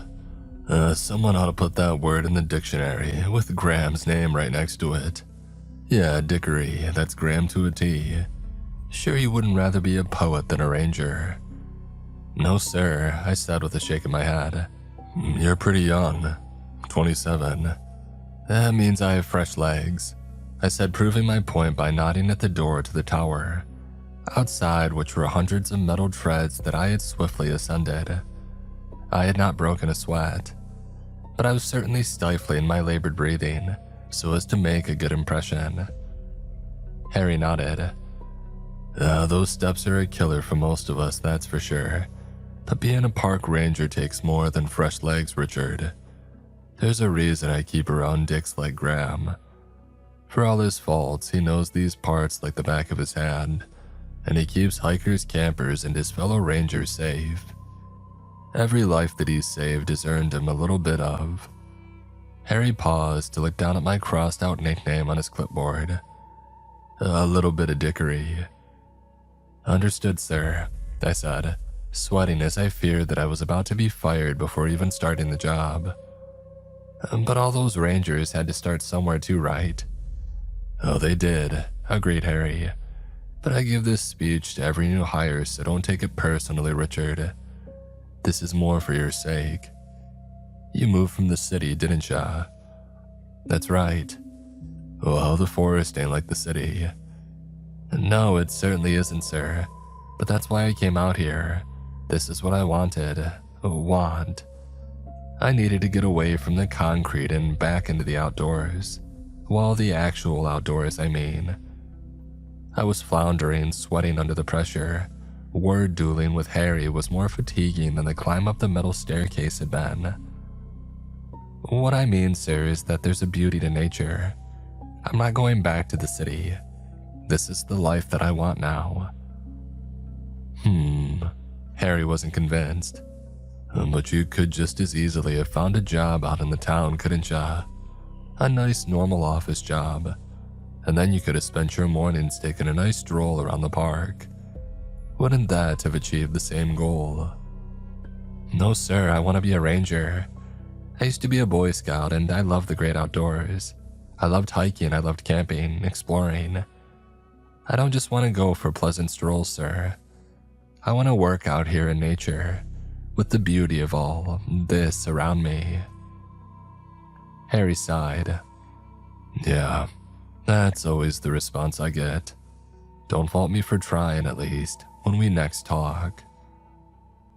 My furrowed brow deepened its folds. Sir, I'm not quite sure that I understand.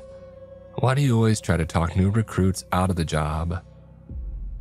Gotta test whether they're up to it, I guess, he supposed. The ones who are, they can withstand a little bit of resistance.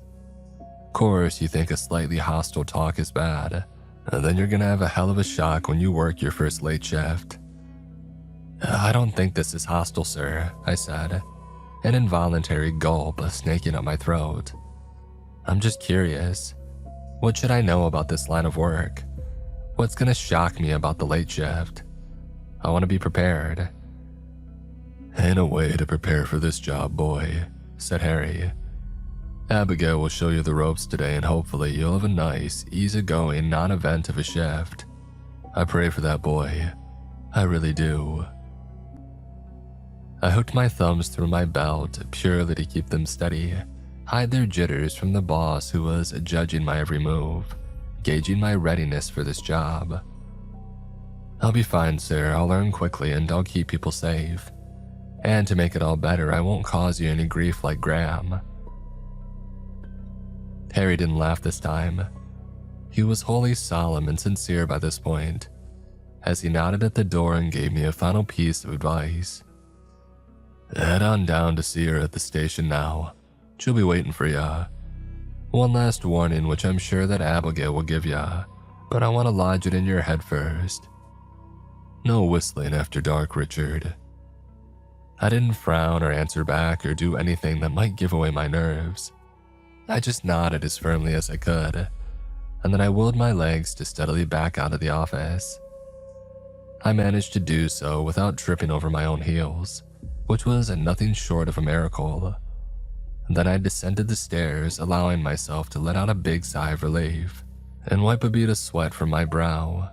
Once I was well out of eyeshot from the large window panes which lined the four sides of the elevated watch post. As I made my way down the stairs and then through the forest towards Abigail's ground level station, I started to wonder whether Harry might be right, whether I had in fact made a terrible mistake by taking on this job. Not because I actually feared anything in the woods, but rather the rangers themselves. Firstly, there had been Graham, the middle-aged man with a slightly abrasive sense of humor. I had noted that much with his thinly veiled insults at my expense during the interview, and I hadn't even seen that he had put my name down incorrectly on the clipboard. It was one hell of a shock to me when I got the job, because I had been absolutely certain that the man had hated me. But given what Harry had said, that was just Graham, with his penchant for dickery. I could have dealt with that. One unfunny colleague, fine. But Harry was a different kettle of fish. He didn't frustrate me, he unnerved me. He hadn't said a single thing about what I should fear about the forest, other than what I might infer from that crumb of guidance about not whistling after dark. It was more about what he didn't say, or should say, what his eyes said.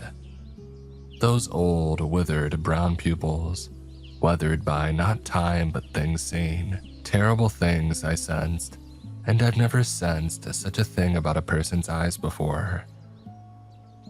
There we go, I thought with a sigh. Abigail's log cabin post coming into view. You've been a ranger for 5 minutes and you're already entertaining superstitious thinking about men whose eyes tell ghost stories. You could walk away right now, Richard. You could find a better job in the town like Harry suggested. You would still be in the sticks and you would still be surrounded by nature, able to go on pleasant country walks whenever you wish so.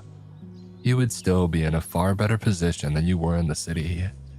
That would surely be enough. But it wouldn't. I knew that. I wasn't going back to the corporate grind, even at some small-town marketing firm, which was about all I would have been qualified to do in the area, save for jobs at local diners or retail stores perhaps. None of that interested me, however. The woods did. Harry's speech for new recruits was a test, I decided, and I was going to pass it with flying colors by shrugging it off, proving that I would not so easily be fazed by a stern glance and ominous tone, and I certainly wouldn't be fazed by some obscure rule, a ban on whistling in the forest of all things. I puffed my chest out, mustered up my steadiest disposition, and I strolled into Abigail's cabin with as much confidence as I could fake. The attractive young ranger inside, perhaps 10 years older than me, seemed to read me immediately. She squinted-eyed me up and down and smiled as she put her hands on her hips. Looks like Harry worked his magic, as always, she sighed. I went through the same 5 years ago. I smiled weakly. He's an interesting man. Oh, he's a few cents short of $1, said Abigail with a giggle. I laughed. Well, given you're still working here after 5 years, I'm assuming it's just a little test of character or something for new recruits, right? I get it, I need to be hardy. I shouldn't be scared of the forest if I want to be a real ranger. I wouldn't say that's the case at all, said Abigail, still smiling warmly, but speaking with absolute sincerity. If you want to be a real ranger, you should absolutely be scared of the forest. I paled a little. I'm sure.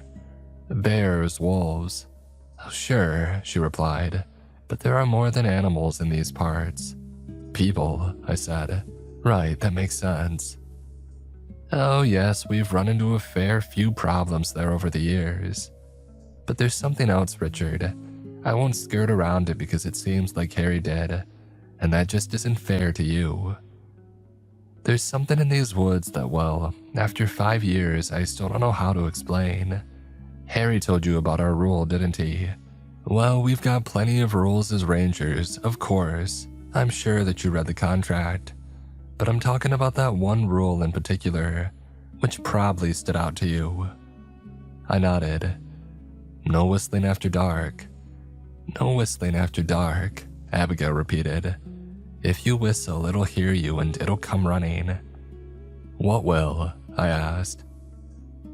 People have lots of different stories about it, she answered cryptically. Some of them would make you laugh, I'm sure. Most of them you probably heard at one point or another. All wrong, all of them, every last one. But not wholly wrong. I guess there's a grain of truth in every folk story. And just because everybody gets it wrong doesn't mean there's no such thing as.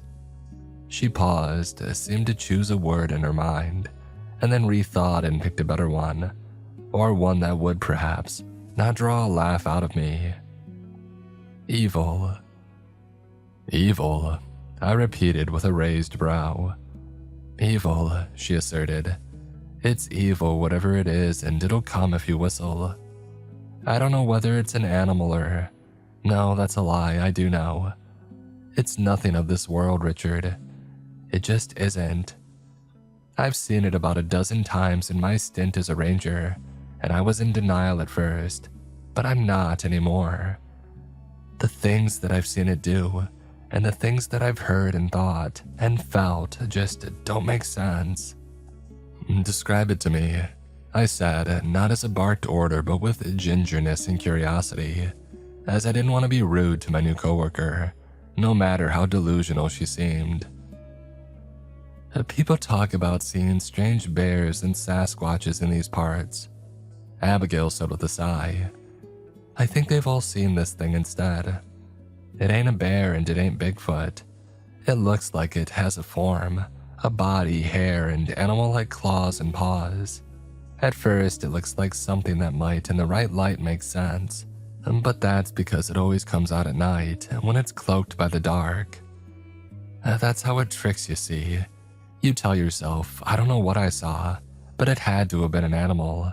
It had to have been. And it goes about, anonymous and undetected by the world at large, wreaking hell wherever it goes. And it is a creature of hell. It ain't a peaceful thing, make no mistake, Richard. I'm only alive because I've had someone to guide me in those early days, and I put his lessons to practice when I eventually faced the thing for myself. Now I'm gonna pass those lessons on to you. Did you whistle? I asked. Is that why I came for you? She frowned. You think I'd be stupid enough to break that rule once, let alone 12 times? I shrugged. You might have been curious the first time. She nodded. I was, but I didn't want to get on Graham's bad side. Of course it was Graham who had trained her and saved her skin, I thought, resisting the urge to roll my eyes, and that's how he earns his dickery credits from Harry, by saving Rangers and using that as a shield for his future transgressions. So if you didn't whistle and the thing didn't hear you, I started. Abigail shook her head. That rule ain't some magic pass to safety, Richard. It's kind of like telling campers not to leave food out in the open. It's a good rule to follow as it stops bears or other wildlife from being attracted to their campsites, but it doesn't mean those campers aren't going to run into bears at all. You get my drift? Sure, I said. She sighed. Oh, you don't yet, Richard, but you will. And I'm guessing you still want this job, given your peppy attitude. I do. Well, don't say I didn't warn ya. People go missing in these parts, and the Rook's nearly always to blame. The sun set quickly, and maybe it had set just as quickly when I had been in the city the night before, but I certainly hadn't noticed. The light pollution might have been to blame for them, or perhaps the high-rises were to blame, and the stacks of glass and steel piled up to the heavens, blotting out all, of course. I never really looked up, and that might also have been the problem. Everyone kept their eyes to the ground in that urban sprawl, so even if I got out of the office before sunset, which was a rarity in the wintertime anyway, or I ventured out and about in the city at the weekend during my time off, I wouldn't really watch the sun glide across the horizon. This was something that I hadn't really witnessed since I was a boy, and it was beautiful. I bet you never get sick of this view, I told Abigail as we did the rounds, watching the sky turn orange through openings between patches of leaf canopy overhead. She shrugged. I rolled my eyes. I guess I'll be the same in a year or so, taking nature for granted. Oh, it's not that, Richard. The park is beautiful, the sunset's beautiful. All of it is beautiful. But I just prefer the day shift. It's hard to appreciate a sunset, no matter how gorgeous the shade of sky, when you know what comes next. The rest of that first shift went by without incident, and Abigail looked a little flushed in the cheeks, as if she could tell what I was thinking, that this park ranger and all of the park rangers must have lost their marbles if they were true believers of a ghost story about some Sasquatch-like entity in the forest. And truthfully, that was exactly what I was thinking, but I offered her a kind smile to let her know that I was friendly, to let her know that I wasn't going to engage in any dickery like Graham. I would respect her beliefs. And this was how our joint shifts went for many weeks, day in and day out, the same routine. Abigail showed me the ropes, and nightfall came, my shift ended, and there was nothing to report. I ran into my first black bear at the end of the first month, which was terrifying, but I was far enough away that it had passed me by, on the trail of some better meal, or on its merry way back to its habitat perhaps. It was after 2 months that it first happened. Something strange, I mean. Not necessarily frightening, but definitely strange. I came across a tree on a trail with a puddle of dry blood at its base, and the bark was covered in scratch marks all the way up to the branches, but not a small spattering of scratch marks. No, these grooves cut into the tree by razor-sharp talons or claws were coating at least 9/10 of the bark, to the extent that more of the pale inner sapwood of the tree was showing than its dark bark on the outer layer. I radioed it into Abigail, and that was when the sickness set in. My radio made the most awful squealing noise, as if I had tuned it into the space between frequencies, before finally locking onto hers. The radio was an old piece of junk, and I had been warned about that, but as I talked into the radio telling Abigail what had happened, I became aware of this awful nausea washing over me, and this feeling of something approaching. Of course, as soon as I explained the situation, she came running. She was at my spot within 5 minutes, and my flashlight caught her own pale face, as if she too were revealing the sapwood beneath her firm veil of bark, usually so adept at concealing the terrors which I knew she always kept close to the surface. You see, she had knocked off the talk about the whistling, about the evil thing in the woods after that first shift, and I think she did so for my sake.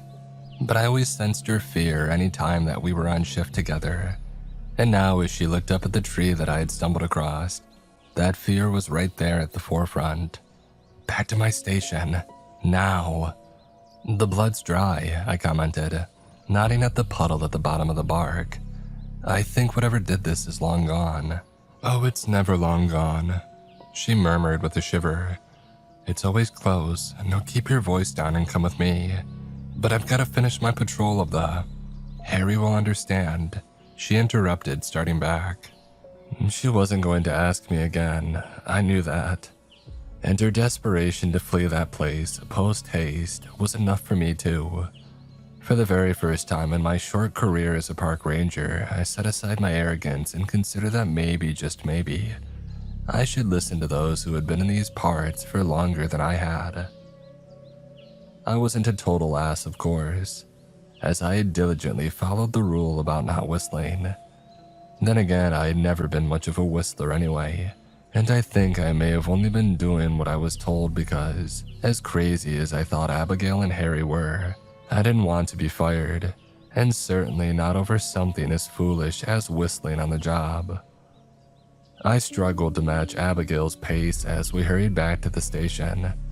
I thought that I had got myself into good shape with my new life as a park ranger, but this woman 10 years my senior proved that I still had a long way to go, and I couldn't help thinking as we raced back that if a bear were hunting us down, I would be the slowpoke that it would devour first.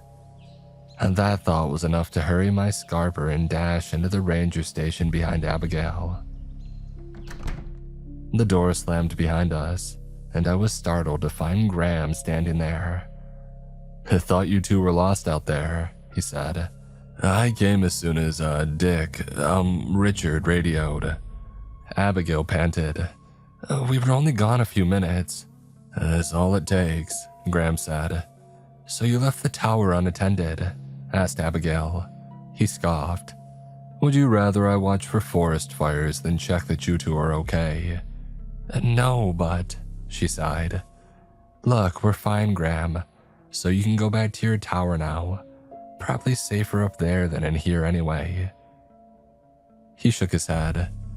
We'll all be safe right where we are, as long as we stay inside and stay calm until sunrise.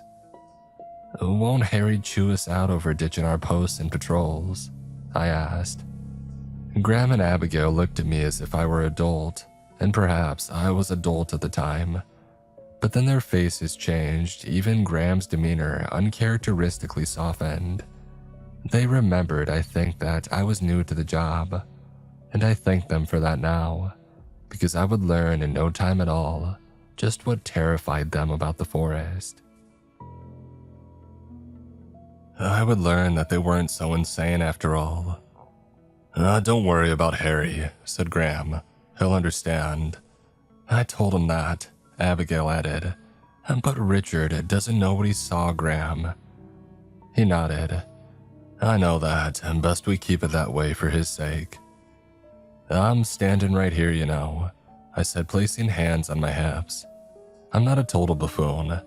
I've gathered that you're blaming those tree marks on your monster in the forest. And Graham grumbled. Don't mock us, Richard. Am I not Dick? I quipped. Yeah, you are right now, he quipped back. I laughed. Yeah, that's rich coming from you. Oh, don't squabble like children, chastised Abigail. Both of you are raising your voices, so just zip your lips if you have nothing nice to say. And nothing to say quietly for that matter. Hey, as long as we whistle, we're fine, I said. That's right, ain't it? Ain't that simple, and Graham replied. Somebody was out on that trail, a young woman, a hiker. Maybe she whistled, maybe she didn't, but either way, she's gone now. Plenty of people go on this trail. Go, I repeated. He nodded. I saw her earlier. Never clocked her leaving the site. I just hoped that she had slipped through my fingers, but, well, maybe she did leave. I'm being silly. My brain finally caught up. Sorry, you're saying that wasn't animal blood. No, he's not saying that, Abigail said, shaking her head. Graham, we don't know that wasn't a rabbit or something. And Graham hummed, as if to soothe himself. I had never seen him rattled before, and it might have been enjoyable if I hadn't been rattled too. I don't know, Abigail, I just don't feel right about any of this. Either way, it's the Rook, it has to be. Abigail groaned. Oh, don't call it that. I wondered whether it had a name, I said. Why'd you call it the Rook? I ain't talking to you about it, 'cause you're still mocking me, said Graham. I'm not mocking. Well, you don't believe us. Is that a crime? I asked. I have no reason to believe a story about some undiscovered animal roaming the park, hunting down tourists and being mistaken by locals for what? A Sasquatch. Graham shot Abigail a stern look. You told him that. No wonder he's not taking us seriously. Look, I'm not trying to be an ass, but you have to understand how crazy it sounds, I said. Those marks were made by a bear or something. And maybe you're right, maybe that young hiker is in danger. Maybe we should even phone it in. I hope she's okay, and I hope that that's just animal blood out there. But whatever happened will have an explanation. Everything has an explanation. Not everything, Richard, said Abigail. I'm sorry, but not everything. Well, should I phone in about the woman that you saw? I asked. Maybe I missed her. Graham whispered, eyes becoming despondent.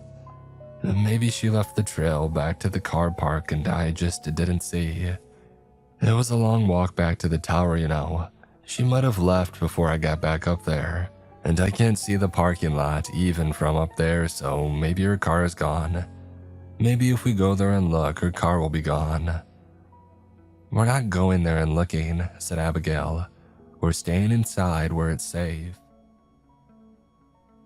As the two park rangers bickered, I wandered over the front window looking out at the surrounding trees, shawled in night. I don't know whether I was drawn there to get away from the racket of my two arguing colleagues or to answer the beckon of the raised hairs on my skin.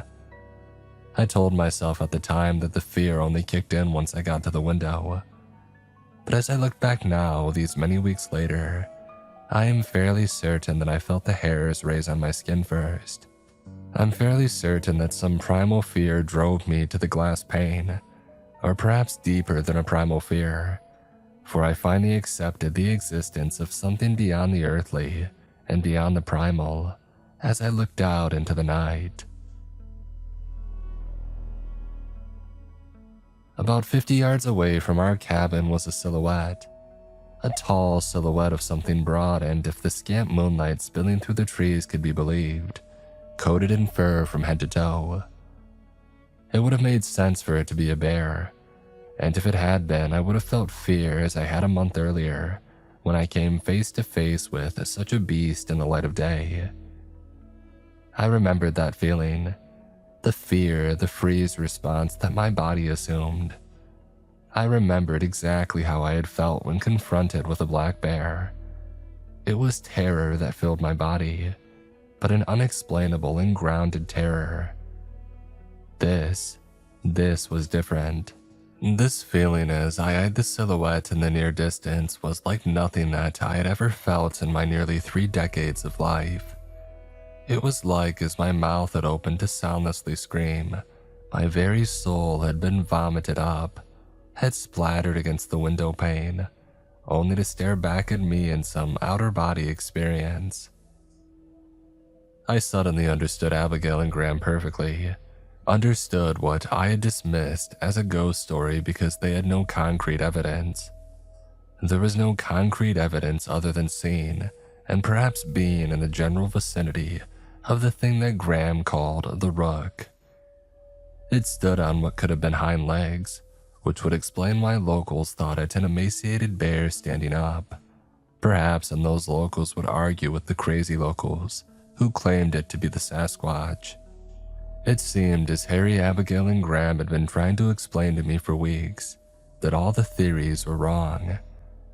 This wasn't an animal, not even a mythical one. All I knew for sure as I eyed the thing moving around jankily in the distance was that this was something pretending to be alive. It took me possibly about 10 or 20 seconds of trying before I managed to get a hoarse sound to creep out of my slack jaw. I think Abigail and Graham wouldn't have noticed me if I had remained wordless, for they were too busy arguing among themselves as to what they should do about the missing girl, and whether they should call Harry and whether the thing was out there. "Richard," said Abigail, starting towards me. "Richard, what's—" The shape moved, disappearing into the trees, and I stumbled backwards, letting out a horrified gasp. Abigail caught me, and Graham immediately darted to the window pane, looking out into the night. "You saw it, didn't you? You saw the Rook." What is it?" I asked, shivering as Abigail tried to steady me. She clearly sensed that I was on the verge of passing out from the shock of feeling whatever I had just felt. "Oh, not such a cocky little guy now, are ya?" asked Graham. "Oh, shut up, you douche," Abigail said. "Richard was only being an ass to you because you've been an ass to him since day one." And Graham muttered something under his breath, acting as a child being scolded by his mother. "And for that matter, I was exactly the same when I started," continued Abigail. "I didn't believe a word of it until the first night that I saw it." She shivered. "It was my fault." Graham shook his head. "It wasn't your fault." "It was," she asserted. "It was. I made the sound and I drew the Rook to us." "You didn't whistle, you did as you were told." "It sounded like a whistle though," Abigail said. "It's any high-pitched sound, Richard. That's what I think. I drank from my water flask and the way the lid scraped against the bottle, metal against metal, was shrill and squeaky. I drew it out of hiding." "Hey, we don't know that," Graham said. "The Rook isn't always drawn by sound. Sometimes it just finds you." I massaged my head with my fingers and sat down in an armchair looking into the empty fireplace and wishing that the logs would spontaneously set alight. An orange flame licking at my face, bringing light and warmth into the lounge of the ranger station. It would certainly make everything better. I was entertaining this and other childish fantasies as I kneaded my skin, hoping to work the headache away with brute force of body and mind. But that wasn't working, unsurprisingly, as this was no imagined threat, and no passing scare either, such as a wolf or a bear. As I had said, I had run across wildlife already, and that fear always went away once the threat was out of sight, and it was certainly a distant thought once I was safely inside. But this, it wasn't a wolf or a bear. Wasn't even a person, and those could be frightening enough too. We had dealt with a fair few delinquent adolescents during the short time that I had been working as a ranger. This wasn't anything natural as far as I could tell, or as far as my worrying mind was telling me. And that begged the question. "What is it?" I whispered. "What is the Rook?" Graham sighed and wandered off to look out the window, while Abigail came and sat on the sofa perpendicular to me, offering me a soft smile. "Oh, it's gone now, Richard. You don't have to worry. We'll just wait here the rest of the evening and it'll be okay." She didn't sound so sure. And besides, she had avoided my question. "What is the Rook, Abigail?" I asked, trying to steady my voice so as to convince her that I could be trusted with the truth, that I wouldn't entirely break apart upon learning one more horror on top of the one already bubbling in my brain. The feeling that I had looked upon something which to my mind's eye shouldn't exist. I had known that much just by staring at the shadow. It hadn't been a shadow at all. It had been, well, I didn't know, and I wasn't sure Abigail was going to tell me. But she did, and it started with her own story. I started here as the pandemic was starting to, well, become less of a thing. I mean, it was still a thing, but they were talking about opening up this place to the public again. So they were recruiting. And if you think you've started at a bad time now, Richard, then let me tell you, it ain't a thing on what the park was like back then. Ghostly these woods were. Just Graham and me walking empty paths, getting things ready to open back up to the public. What I didn't understand back then was Harry's reluctance to let the public back. He kept fighting the park service on it, every step of the way.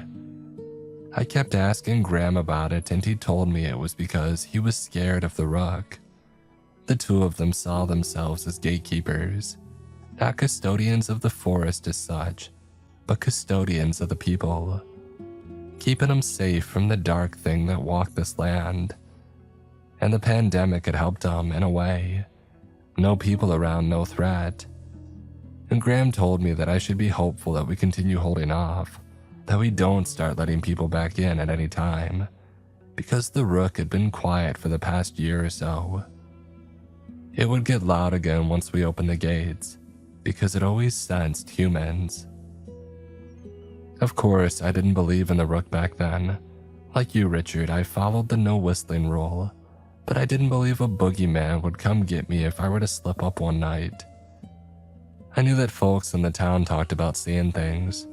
Dogmen, Bigfoot, Wendigos. I had heard all sorts and I would nod politely, but I had never seen a darn thing myself. Not in my 30-something years on God's green land. I always thought that if there were anything unearthly on Earth, I surely would have seen it by then. I wasn't old, but I'd been around long enough. But now I know there are things so accustomed to the dark, they don't make a habit of being seen. And sometimes it helps me to think of them as predators, because I surely know the Rook ain't the only dark thing out in the forest. But they ain't predators. Predatory behavior is for animals. These dark things, they take for another reason. They don't feed on us. They don't derive any pleasure from it for as far as I can tell. I don't know what it is that drives them. All I know is they take, and everybody they take meets the most horrible end that you can imagine. It was about a month of working by Graham's side when Harry was overruled by the park service and the people started trickling in again, that I learned all these lessons, that I finally saw the Rook for myself. Graham and I were walking the same stretch of path as you and I walked this evening, Richard. Up through the forest, cutting all the way to the mountain from my station. It's a popular trail. Graham interjected to say as he looked out the window and jumped skittishly from foot to foot. "It's the trail where I saw that girl earlier." Abigail lifted a hand. "Okay, Graham, we'll sort that out later. We don't know that she's missing. She might have gone home." "I don't think so," he replied ominously. I've got the same feeling that I always get, and it ain't got a thing to do with the blood or the marks on the tree. We see plenty of that from animals. No, this is something else. This is the feeling that knots up my stomach every time that thing strikes. Every time that thing takes a person, there's an emptiness in the air, like the rook has stolen a soul from existence itself, like it's plucked something from reality in a way that it shouldn't have. Abigail sighed and continued. Anyway, Richard, where was I? The trail, I said, hardly wanting her to continue. Right, she said, and I could tell by her wet eyes and the strain in her voice that she hardly wanted to continue either. The trail, well, that night I sensed a difference in Graham. He was behaving sort of like he's behaving tonight, all jittery and jumpy like he sensed something in the air, and that's something that I would come to notice. It's something that you'll come to notice in time too, Richard. I shook my head. You're off your rocker. I ain't working a day here ever again. I'm getting out of this town and never looking back. That's what I said too. But just let me finish, Richard, okay? Let me finish and then you'll see, and maybe you'll have an easier time of coming to terms with it all than I did. I'm trying to make it easier on you. Trying to make it easier than Graham made it for me. Hey, Graham said, turning to furrow his brow at her. Don't put all this on me, girl. I ain't putting all of it on you, she said. Not the rook, and you are the way you are. Harry is the way that he is. But you didn't exactly prepare me, either of you. You said not to whistle in the dark. You said the rook would get me. It sounded like a bedtime story for kids. What was I supposed to think? Well, what were we supposed to tell you? Asked Graham with a scoff. What story could we possibly have told you about the rook that would have made you believe? You could have at the very least told me about the missing people, she shot back. He went quiet. Yeah, Abigail said, sniffling. Could have told me about them. I told Richard. I nodded. I mean, sure, you told me people had gone missing over the years. It didn't exactly make me believe in whatever the rook is. I don't think anything would have made me believe in it other than seeing it with my own two eyes, like I did tonight. I couldn't believe that I was speaking in Graham's favor, and by the look in his saucer eyes, he could hardly believe it either. But I thought it only fair to point out that there was no right way to initiate anybody into the role of park ranger, because an impossibility was stalking the forest, and Abigail and I would have always been skeptics about it before seeing it for ourselves. Of course, I didn't know whether Graham's was any better. The tale of the rook did certainly sound made up, and I would have laughed in his face if he or Harry had told me that was why we shouldn't whistle after dark. But still, Graham looked, for the first time in the months that I had been working alongside him, happy with me. I didn't want to rock the boat by adding anything negative, and so I left it, and I let him turn back to the window. Abigail shrugged. I see your point. I guess there was no way to prepare you for this. But I did try to warn you that you might want to turn your back on this place, go somewhere else, find a job in nature that wouldn't come with this darkness. Well, I've learnt my lesson now, I said. I'll leave in the morning and you'll never see me again. No, you won't, said Abigail. Like I said, there's more to the story. I saw the rook, right? He heard me talking to Graham about it before. You know that it was 'cause I scraped the lid of the water bottle, made a shrill noise, and I drew it out of hiding. That's just your opinion, interjected Graham. I told you it's only whistling that brings it out. I think it found us by chance. By rotten chance. That can happen sometimes. It happened to us tonight. Richard just saw it out the window. Ain't like any of us whistled, is it? Abigail nodded. You've never understood this, Graham, but I felt something change in me when I made that noise. Like the shrillness of the sound of the scraping lid. It went right through my very core, like it tethered me to something. Graham snorted. Tethered?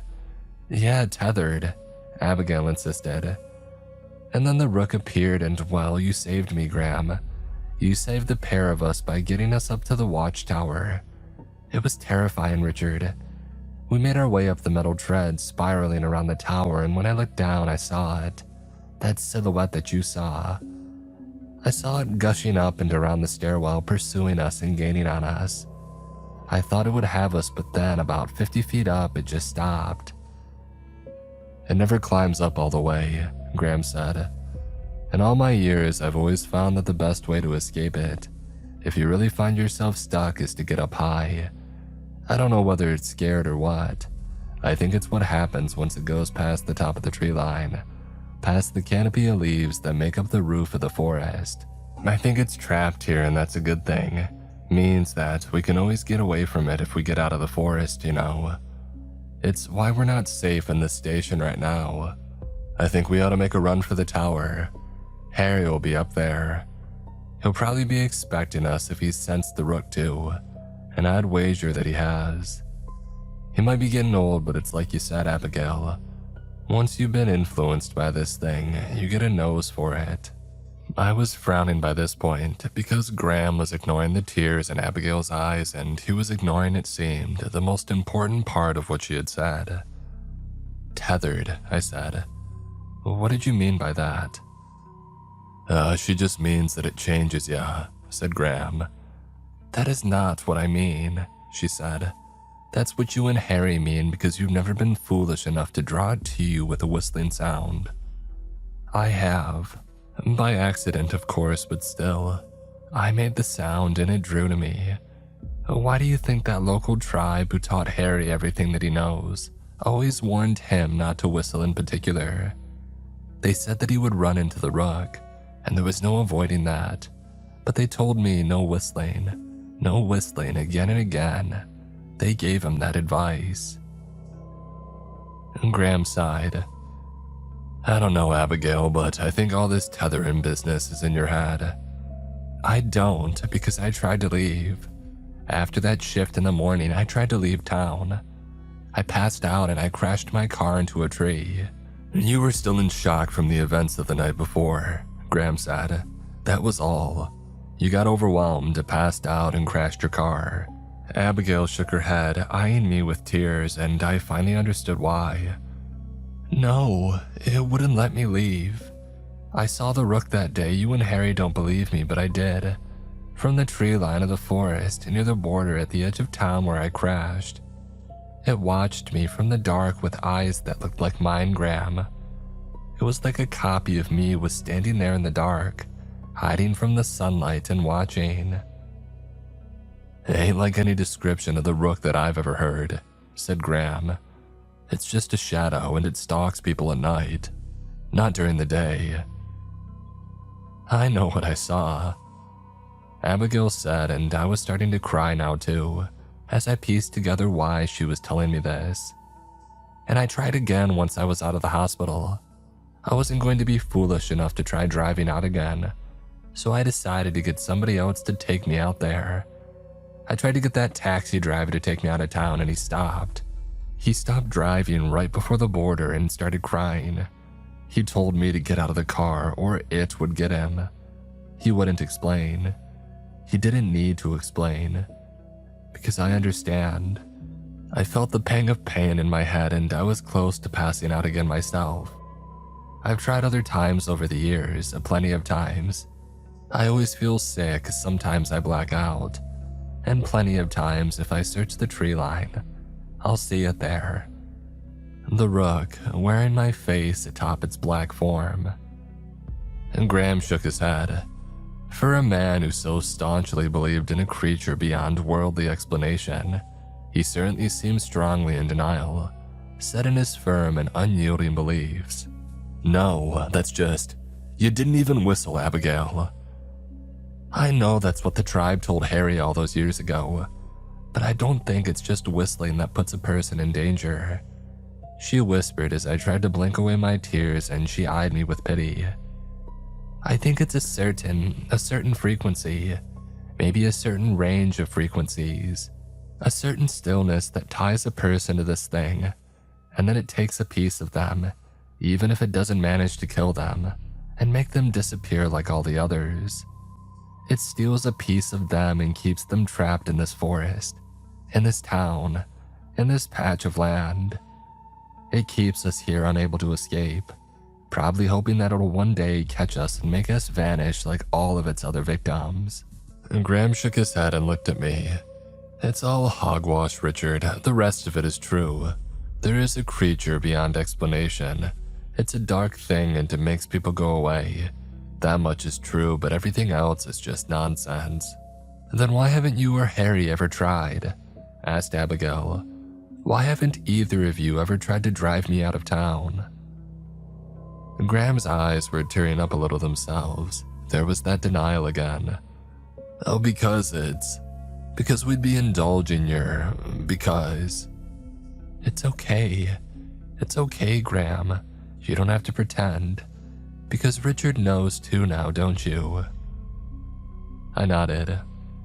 Graham frowned. What is she talking about? I barely managed to get my voice out. I think that I've unwittingly tethered myself to the Rook too. I feel everything Abigail is describing. And Graham shook his head. Hey, that's understandable, kid. It's all normal. You've seen a creature that shouldn't exist. Of course you're gonna feel nauseated, scared, and trapped. I shook my head. It's more than that. I started to sob and Abigail came over to my chair, kneeling before me and putting her hands atop mine, on my knees. I made the same mistake as Abigail when I radioed her to tell her about the blood and the marks on the tree. The radio, it went haywire. Yeah, well, it's an old piece of junk, so what? Asked Graham. So, it made a sound. A high-pitched sound. Heavens above, Graham said, shaking his head and wiping his eyes. I knew that he believed. Deep down, he just didn't want to believe, because that would make him feel culpable, I suppose, for what had happened to Abigail, what happened to me. He and Harry had hired us after all. They had brought us into this world, into this mess. We'll survive, Abigail promised me when I managed to blink out some of my tears and focus on her face again. I've done it for years and you will too. But what kind of life is it? I asked. You live in constant terror, trapped in a town in a forest, feeling forever followed, haunted by a thing that threatens to make you disappear. How do you live like that? She sniffled. With great difficulty and one day after another, like wading through water. I don't want us to start thinking like this, Graham said. But you believe it deep down, don't you? I asked. He shook his head. I don't know what And Graham was interrupted by rapping on the door. 3 knocks evenly spaced out, as if there were one for each of us. We all turned slowly to the wooden front door, illuminated by the sickly orange glow of the old light bulb swinging from the ceiling overhead. I don't know how long we waited there with bated breath before Abigail finally said something. Who's there? She called out timidly. There came no reply. I don't know whether that was better or worse. I had expected some inhuman growl, perhaps, or the shrill sound of whistling. I thought that silence was a blessing in that way, but it wasn't. It only left me with more terrifying unknowns to unpack. And I assumed as I sat there in the armchair, Abigail's hands still atop mine as she knelt on the floor before me, that all 3 of us were in agreement. Everybody must remain still, and nobody must do a thing. Graham didn't seem to be on the same page. The older man began walking across the station, floorboards creaking under his thick boots as he went. Don't do it, I begged. Don't do it, Graham. But his mind was made up. He wrapped his fingers around the handle, flicked off the lock, and pulled the door inward.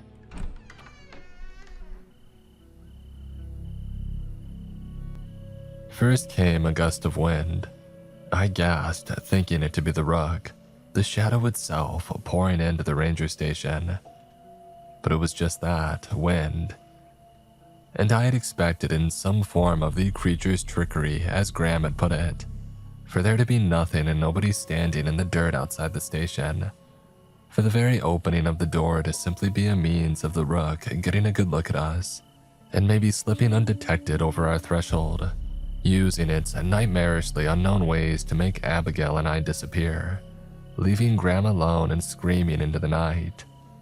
But there was someone there, a young woman, and by the gasp that Graham let out, I knew it was the young hiker that he had seen earlier that day, the one who had gone missing. "Graham," I started as the man stepped aside to let the woman in. "Don't." She stepped gingerly across the threshold, looking weak and vulnerable, but this was all an illusion. And as she came into the ranger station striding slowly, it felt as if time itself had slowed. It had almost come to a stall entirely. I watched tearfully as she passed Graham in that slow motion state and let out a pained yelp. The man's skin sagged as she walked past him. It sagged like a wilting flower and then began to come off his bones in flakes. And he was naught but skeletal remains crumpling to the ground in a matter of moments, before the young hiker had even placed a second foot into the station. And when those bones hit the ground, they became ash, before being swept up with the wind and carried out the front door, disappearing with all the others who had been lost to the woods over the years. I leapt to my feet, dragging Abigail up with me, and the two of us ran, screaming as we went, but as fast as we moved. It all felt unthinkably slow. Time still felt blurred. It took what felt like an eternity to reach the back door leading out of the station, but when we did, crossing the threshold back into the forest, the cold air of the forest and sound of wildlife greeted us. Time seemed to steady itself, and all seemed ordinary outside. I had expected the soundless of wild animals cowering in fear from the rook, but maybe they were at peace with it, this thing stealing people away from the world. Abigail slammed the back door behind us, hyperventilating. What? She didn't manage any more than that word repeated. "Come on, the watchtower." She didn't respond with words or her eyes. She was far away in spirit, and I realized that was what she needed to do to survive in that moment. All I wanted from her was for her to move her feet, and I was thankful when she did, letting me lead her through the park, between the trees and along trails, and towards Harry's watchtower in the near distance. We ran for a mile, maybe more, before the steel monolith came into view. I didn't look over my shoulder, not because I was afraid of slowing down, but because I was afraid that I would turn to find the rook not behind us at all. I had this horrible feeling, call it that tether that Abigail had talked about, binding us to the rook and perhaps revealing to us as well as to it how far away we were from the thing at any one time. I had this feeling anyway that the creature was not behind us, but perhaps alongside us or in front. I had a feeling that it did not bend to the laws of nature as we did, because it did not abide by the world and its rules. It was of somewhere else, a place to which Graham's ashes had perhaps floated. And I suddenly realized why Abigail kept fighting each and every day, why she had done so for many years. As long and painful as her life might be, the alternative was worse, ending up where the rook took people. Was it some hellscape of eternal torture, something beyond human comprehension? I didn't know, and I didn't want to know. We pushed into the clearing surrounding Harry's watchtower, and that was when I finally dared to turn and look back at the tree line. I let out a yelp of horror. A silhouette, shaped vaguely like a person but one far too tall, was standing between two tall fir trees, and its face, which had been black and formless when I had seen the thing from the comfort and false security of the ranger station, was now a blurry peach color. And as I looked a few moments longer, the details of a face came into view. My face. I was looking at myself. I did not wear a smile or a frown or any expression at all. It was like a wax copy worn by a thing that didn't have a framework to understand such thing as smiles or frowns or any human thing. It just wore us like finery. My face was simply another for its collection. I pushed Abigail up the stairs in front of me as the rook moved out from the tree line and began to cross the clearing towards us. "Move, please, Abigail." She grunted, stumbling up the stairs on knocking knees that betrayed her. I knew she wanted to survive, but her body was failing her in light of what we had seen in the ranger station. So I did most of the surviving for us. I pushed her up, put my hands on her back to propel her anytime she slowed, and I reminded her to keep running. She picked up a bit of speed and we started to ascend the tower 2 steps at a time. And as the top of the trees came into view, I thought of Graham's reminder that the rook was trapped by the forest on all sides. I started to smile. This was it, and we were about to be free. And given that I'm here to tell the tale, you know this to be so. So I turned on the steps once we had passed the top of the forest, and I let out a scream as I fell on my back, fell upwards rather than downwards, thankfully.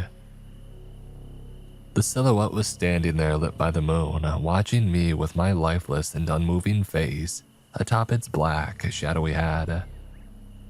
It just stood and watched, unable to move beyond that imaginary upper threshold of its wooded cage.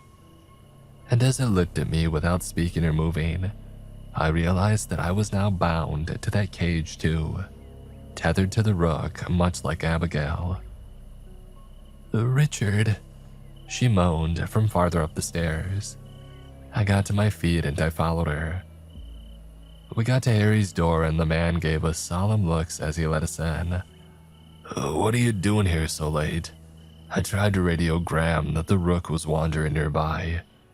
Where is Graham?" Things have been different for me since that day.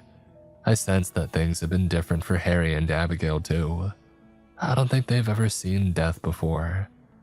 They've known of people going missing, but they've never directly known a person who went missing. And Abigail had certainly never seen it. I don't think either of us will ever forget watching Graham's body turn to nothing before our very eyes. I think of it during my waking hours at all times, and it serves as a stark reminder. A reminder of what the rook will do to Abigail and me, should it ever reel in our tethers.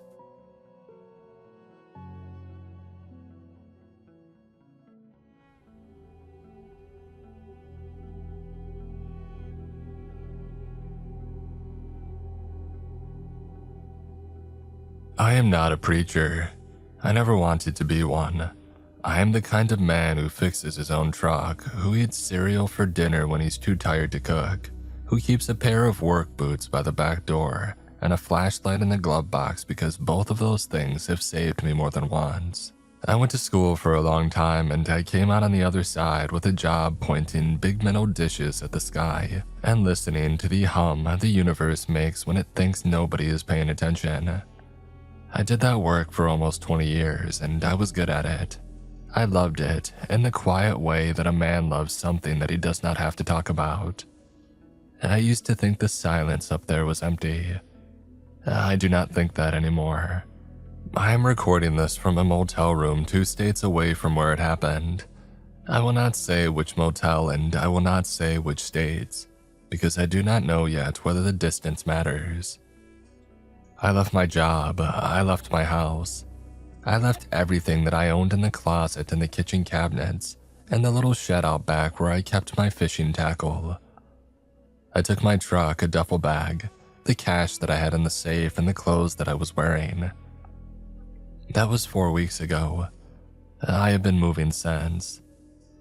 I am not afraid of being called crazy. I have made peace with that. I am afraid of something worse.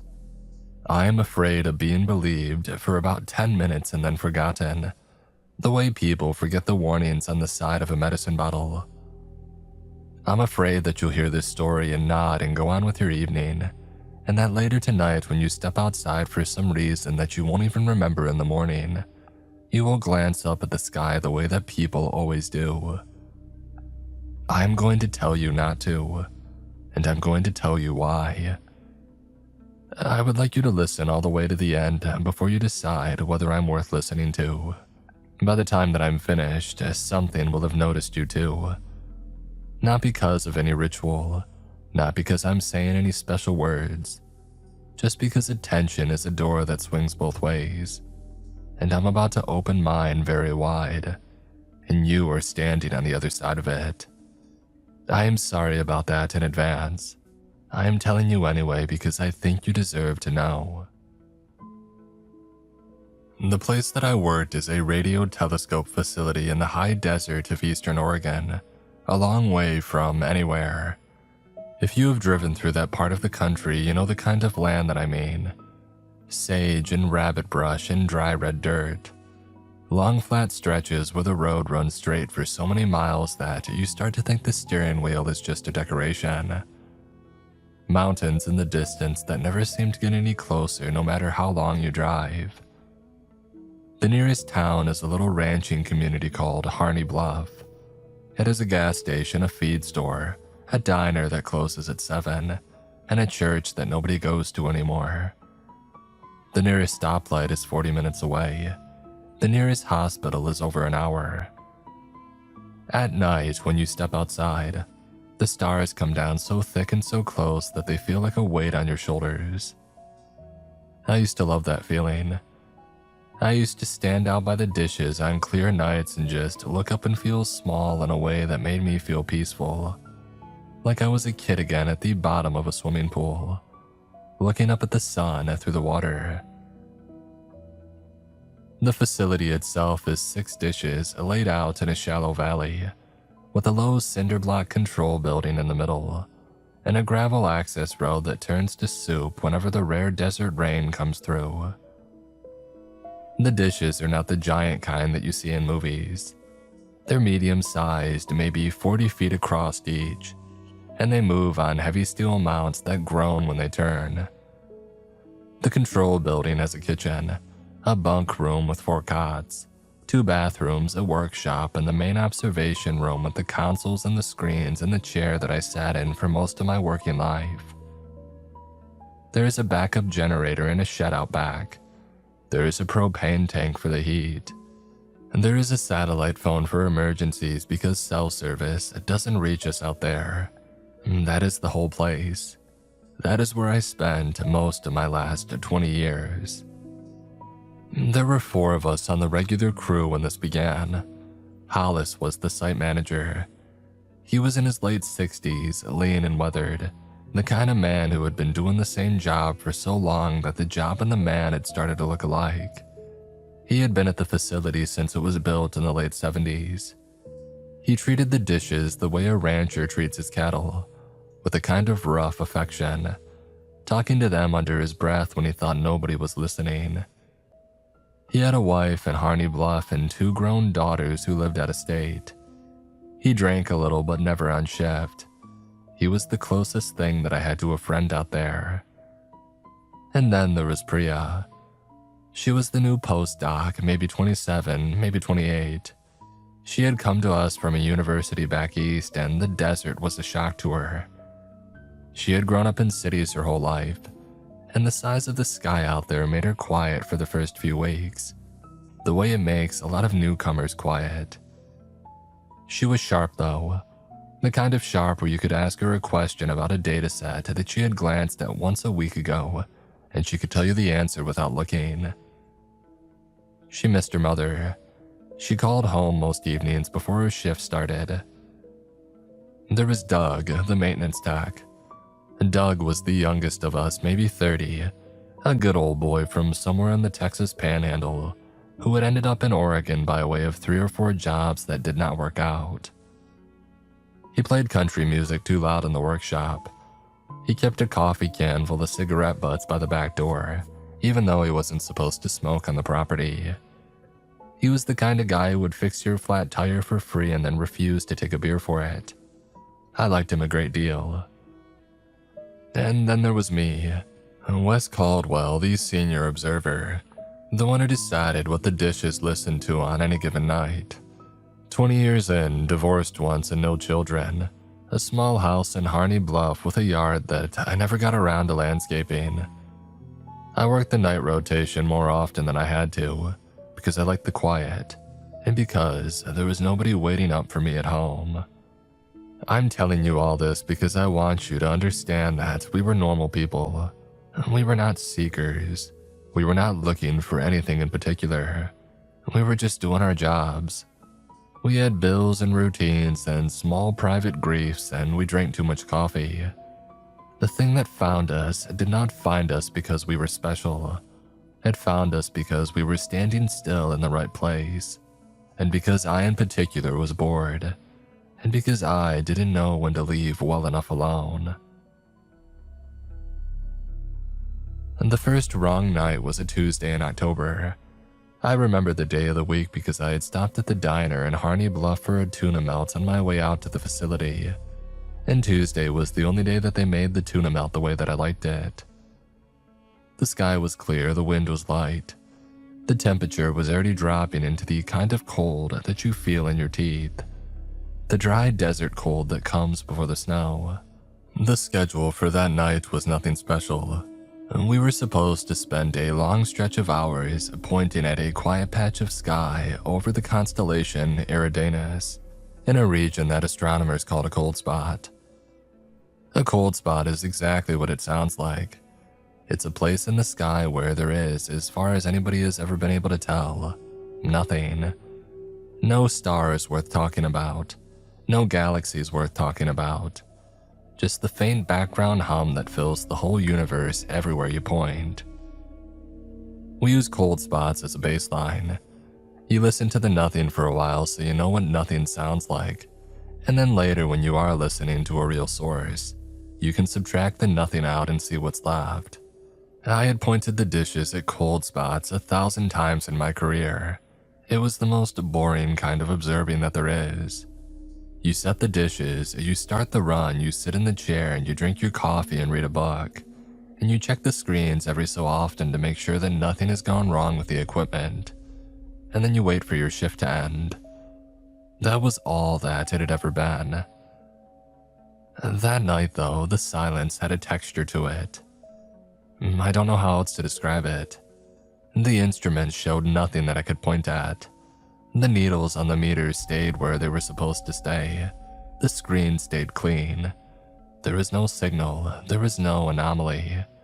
There was nothing on any of the readouts that I could have shown to another scientist and said, "Look at this." But I sat in my chair and the hair on my arm stood up, and the back of my neck went cold in a way that it goes cold when somebody is standing behind you in a dark room and you haven't heard them come in. I turned around. There was nobody behind me. The control room was empty except for Priya, who was at the other console across the room working on something on her laptop. I looked at her and she was already looking at me.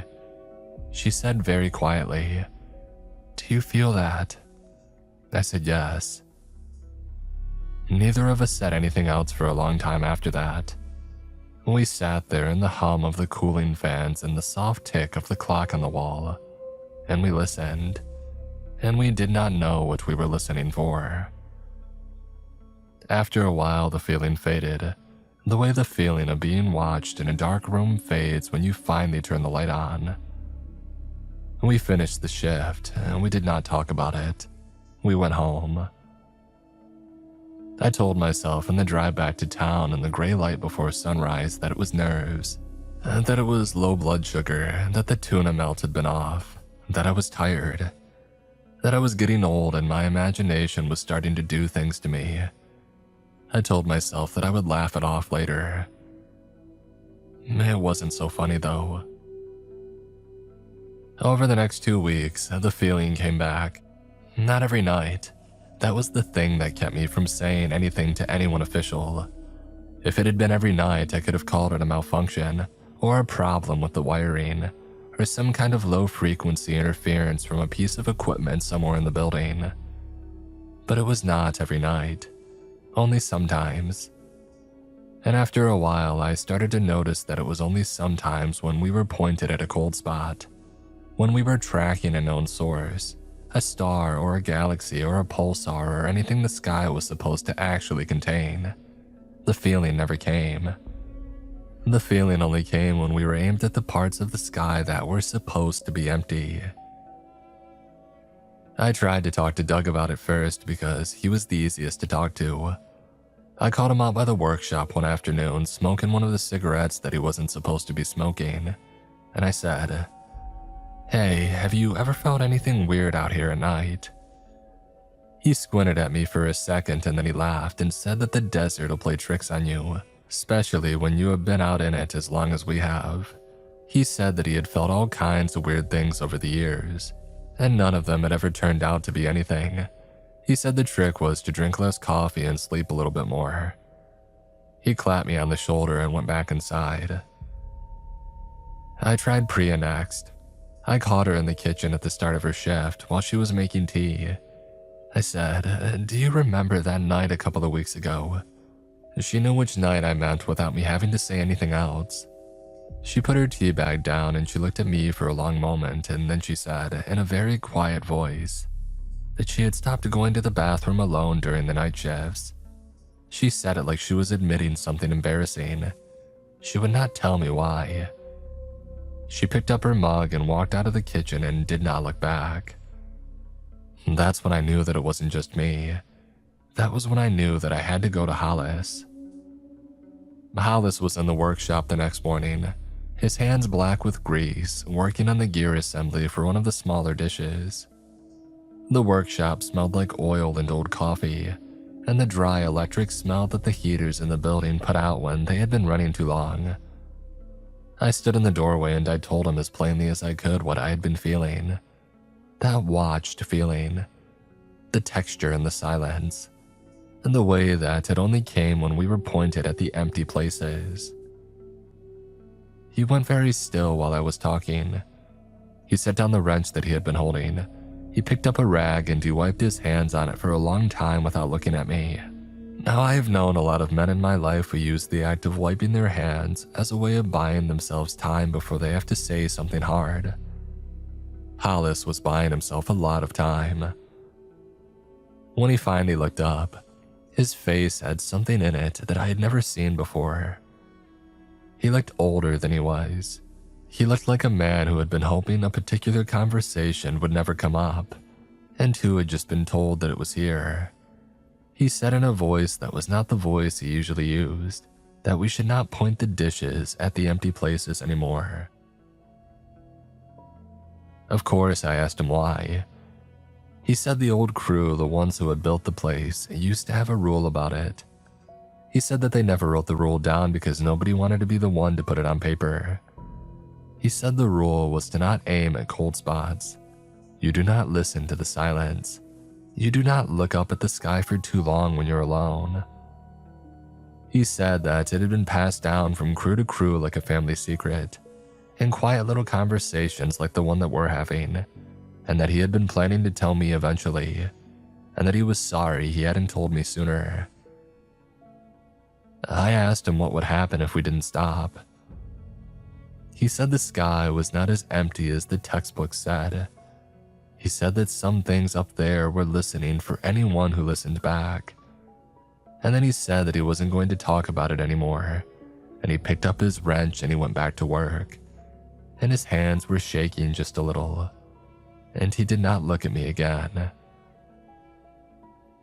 He went home early that day. He did not come in for the next 3 shifts. When I called his house, his wife said that he was sick. The way she said it made me think that she knew that he was not sick, that she had heard her husband say things like this before, and had spent a long time learning not to ask questions about them. I'm a scientist. A man told me not to look, and so of course I looked. I want to be honest with you about this. I want you to know that I had every chance to leave it alone. Hollis had told me to leave it alone, and I trusted him. And I knew in my gut that he was telling the truth about something even if I did not understand what that truth was. Priya had told me without telling me that something was off. Doug had brushed me off in a way that I now think was its own kind of warning. The warning of a man who had decided that he didn't want to know any more than he already knew. Every door in front of me was closed, and somebody that I respected was standing in front of every door, and they were all telling me in their own ways to turn around and walk back the way that I came. I did not walk back. I sat down at the console on a Sunday night when I had the facility mostly to myself, with only Doug asleep in the bunk room down the hallway. So I aimed the largest dish at the deepest and emptiest patch of sky that I could find in the charts. I picked a spot so empty that even the cold spot studies had skipped over it. I told myself that I was just gonna listen for a little while. I told myself that if I felt the watched feeling, I would shut it down right away and never do it again. I told myself a lot of things that night, sitting in the chair with my hands on the controls, while the dish outside groaned and turned and lifted its great metal face toward a piece of sky that nothing was supposed to be in. For a long time, there was nothing. I almost laughed at myself.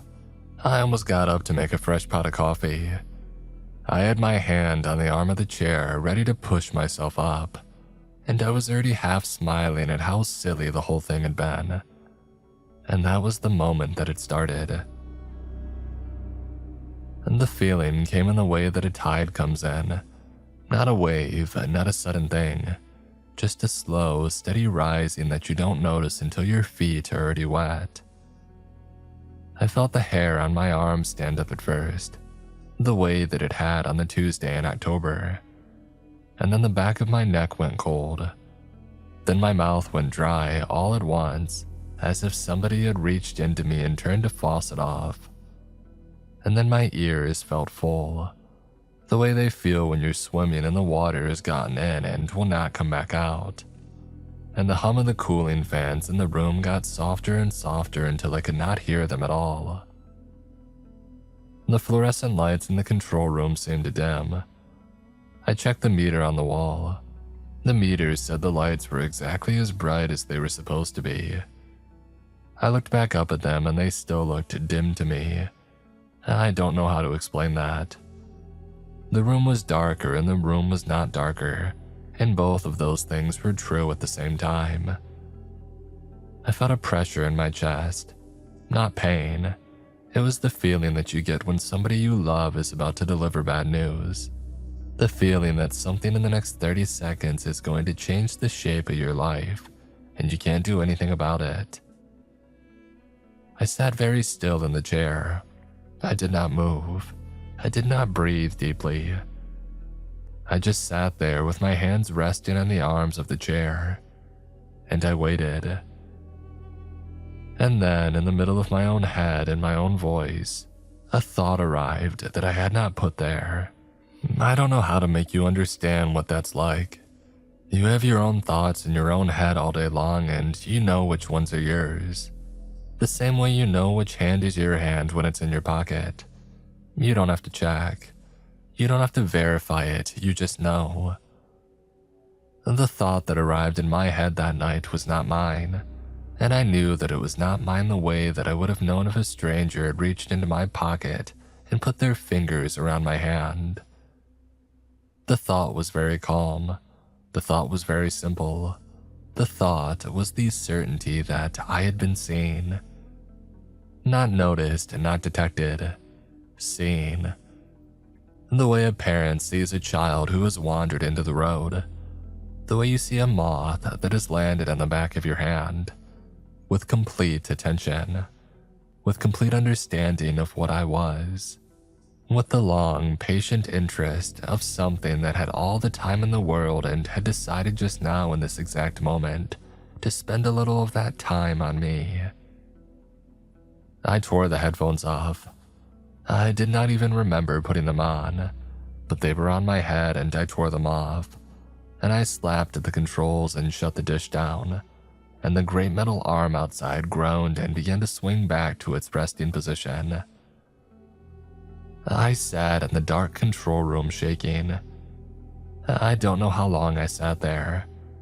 The sun came up at some point. I noticed the gray light on the floor and I realized that I hadn't moved in hours. My legs had gone numb.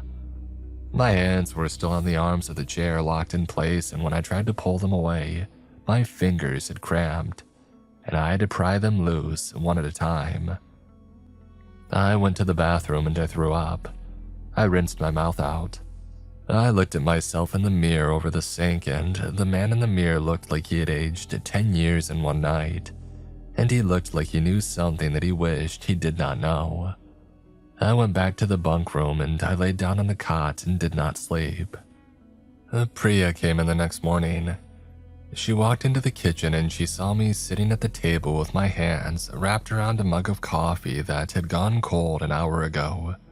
And she stopped in the doorway and said, "What did you do?"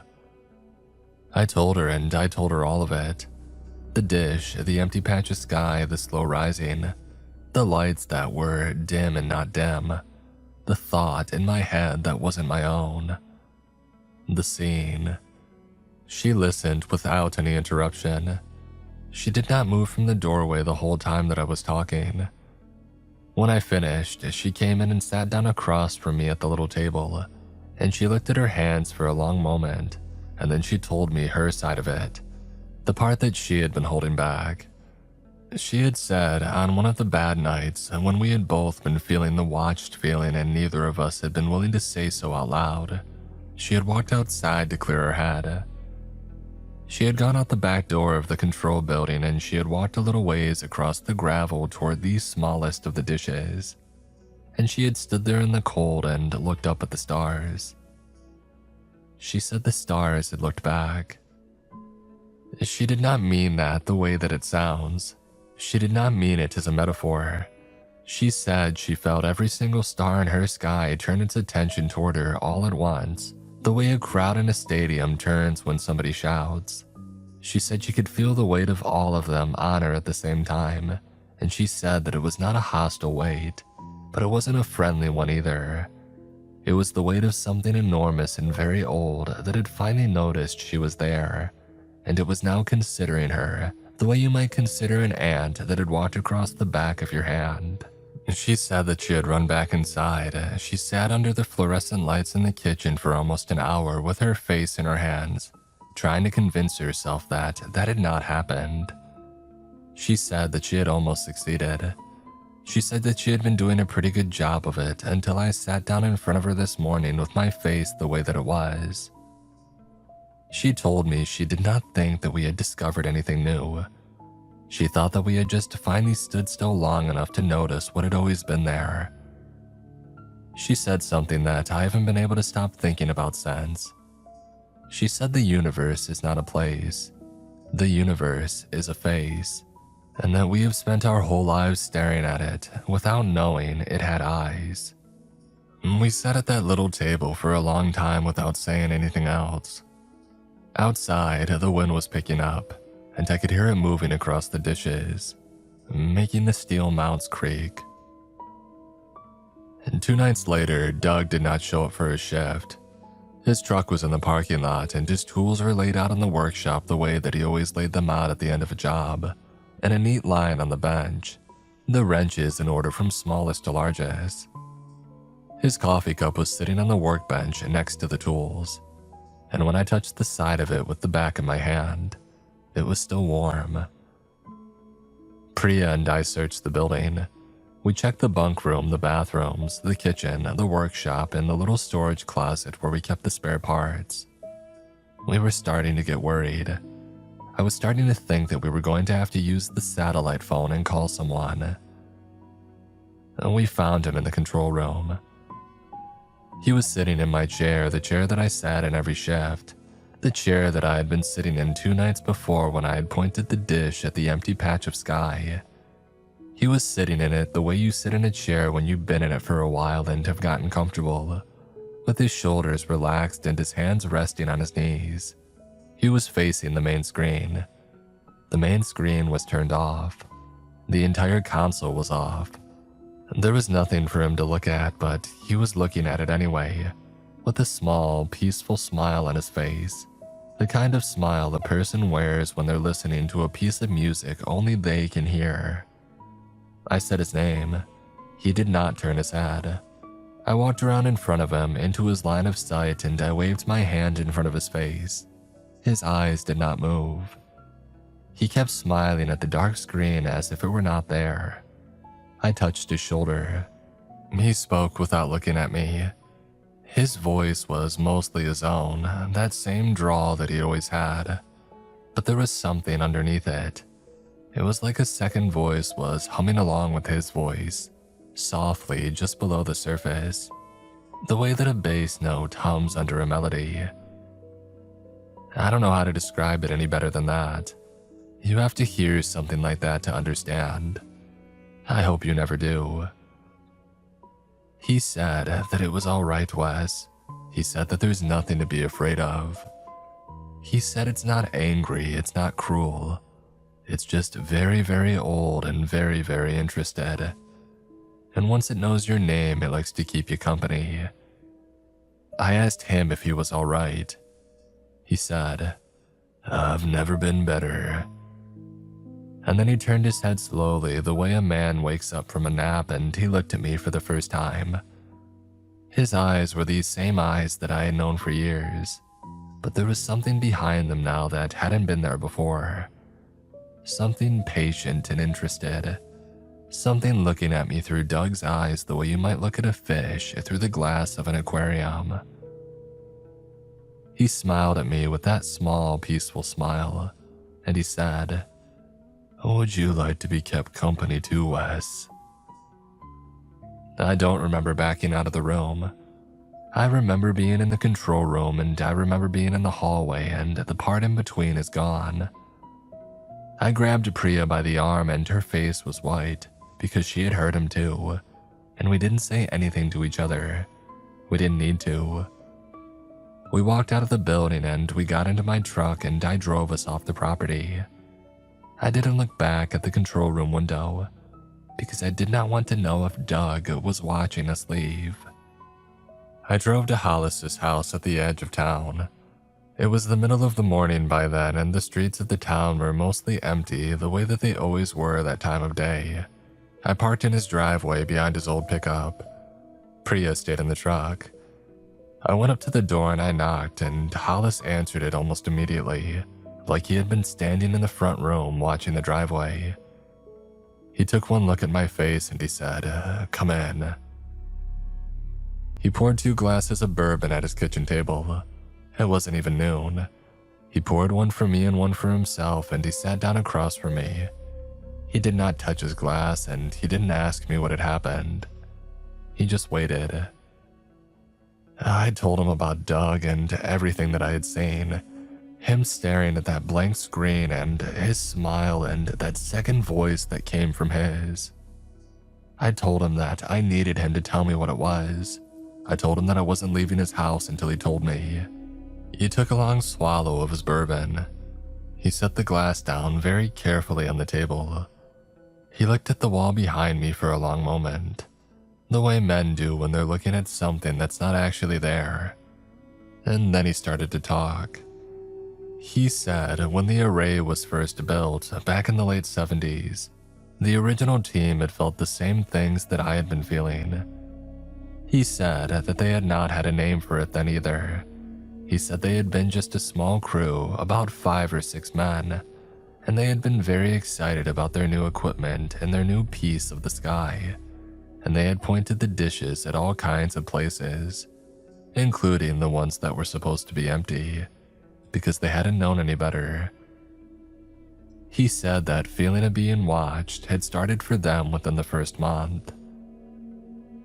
He said one of the crew, a young man whose name Hollis still could not bring himself to say out loud, had kept pointing the dishes at these empty spots anyway.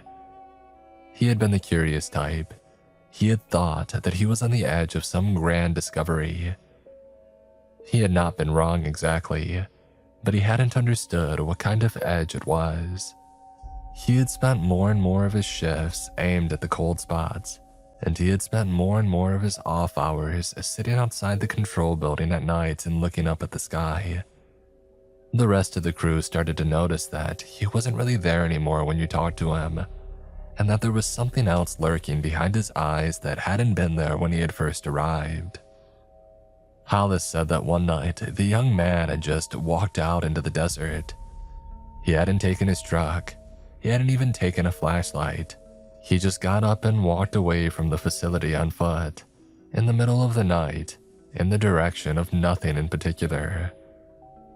They had found his body about a week later, sitting upright against a juniper tree about 3 miles out, with his hands folded in his lap and his face turned up toward the sky. He had been dead for several days, and the whole time, he had been smiling. Hollis said that the rule had been created after that. Don't aim it at the cold spots and don't listen to the silence. And whatever you do, don't look up at the sky for too long when you're alone. The rule had been spread from crew to crew over the years, the way that I had wanted Hollis to pass it down to me. He said that he had been planning to tell me about it on my 1-year anniversary at the facility, the way the man before him had told him. But my 1-year anniversary had come and gone, and I had seemed like such a steady and sensible man that he had thought maybe that I didn't need to be told. He had thought that he could let the rule die with himself. He said that he had been wrong, and he apologized. I asked him what it was. He looked at his glass of bourbon for a long moment, and then he said that he did not know.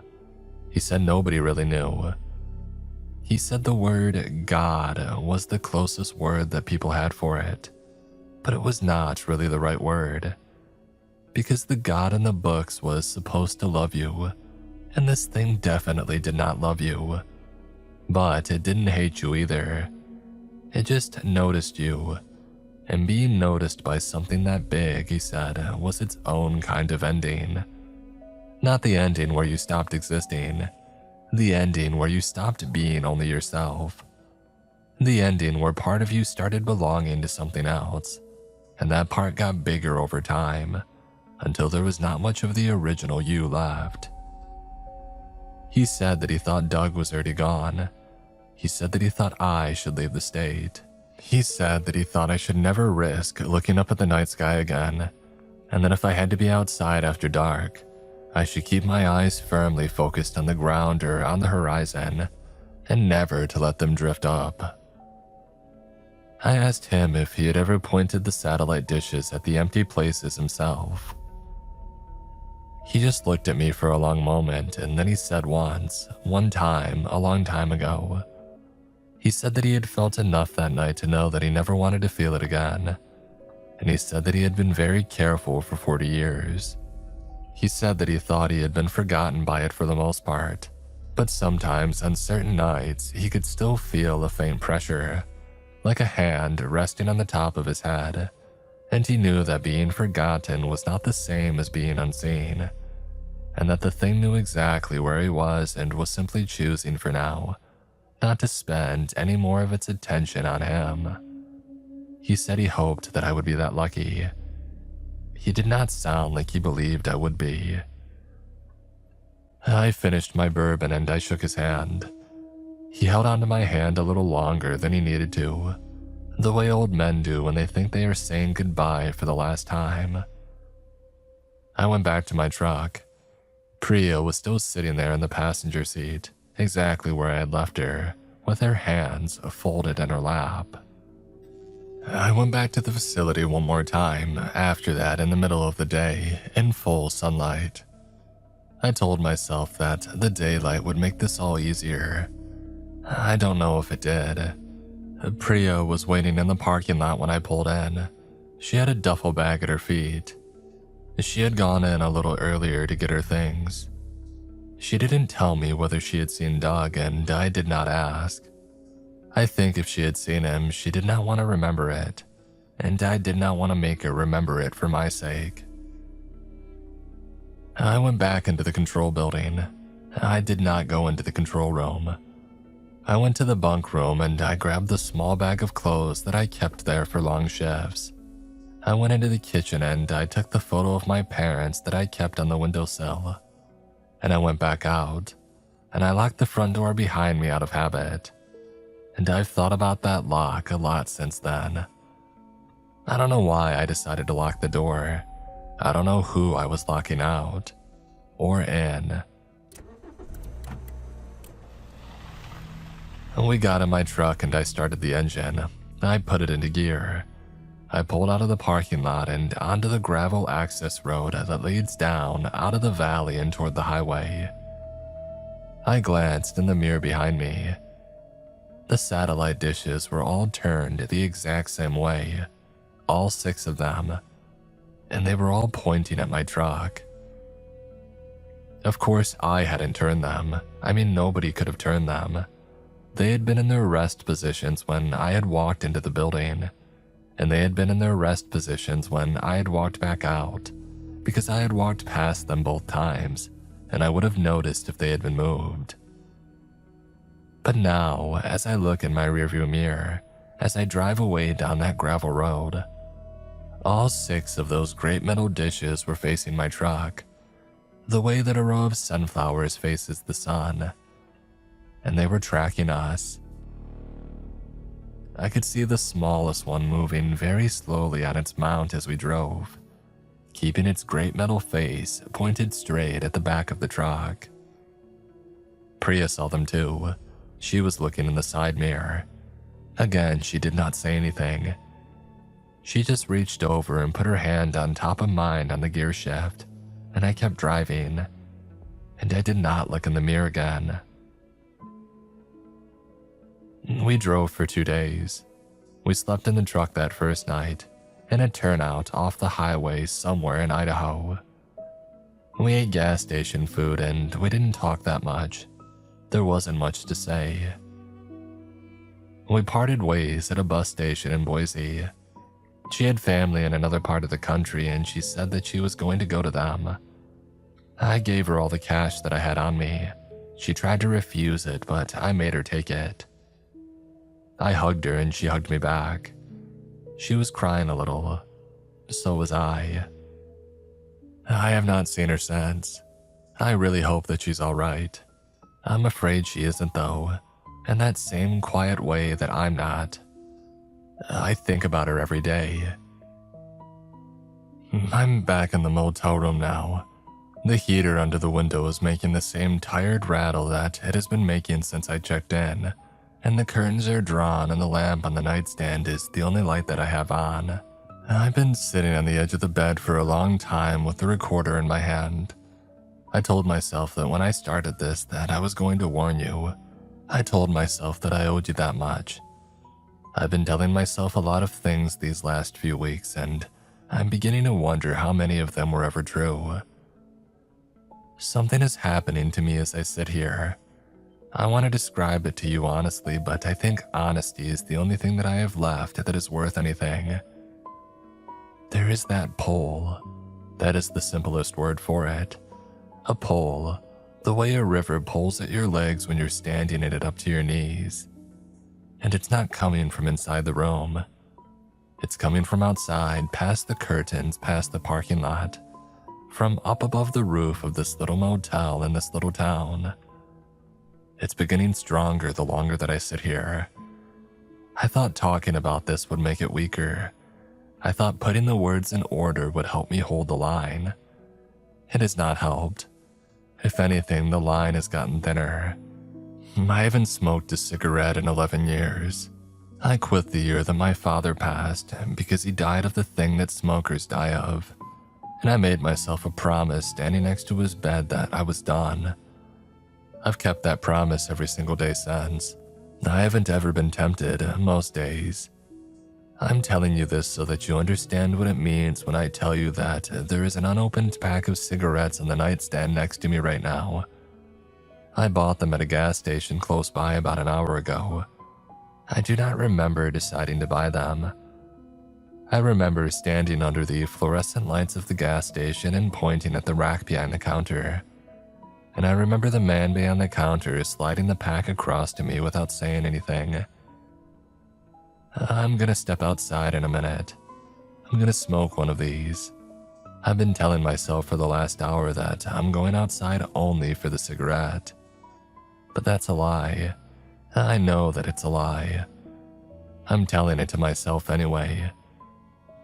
I want to say something else before I go. We are so small.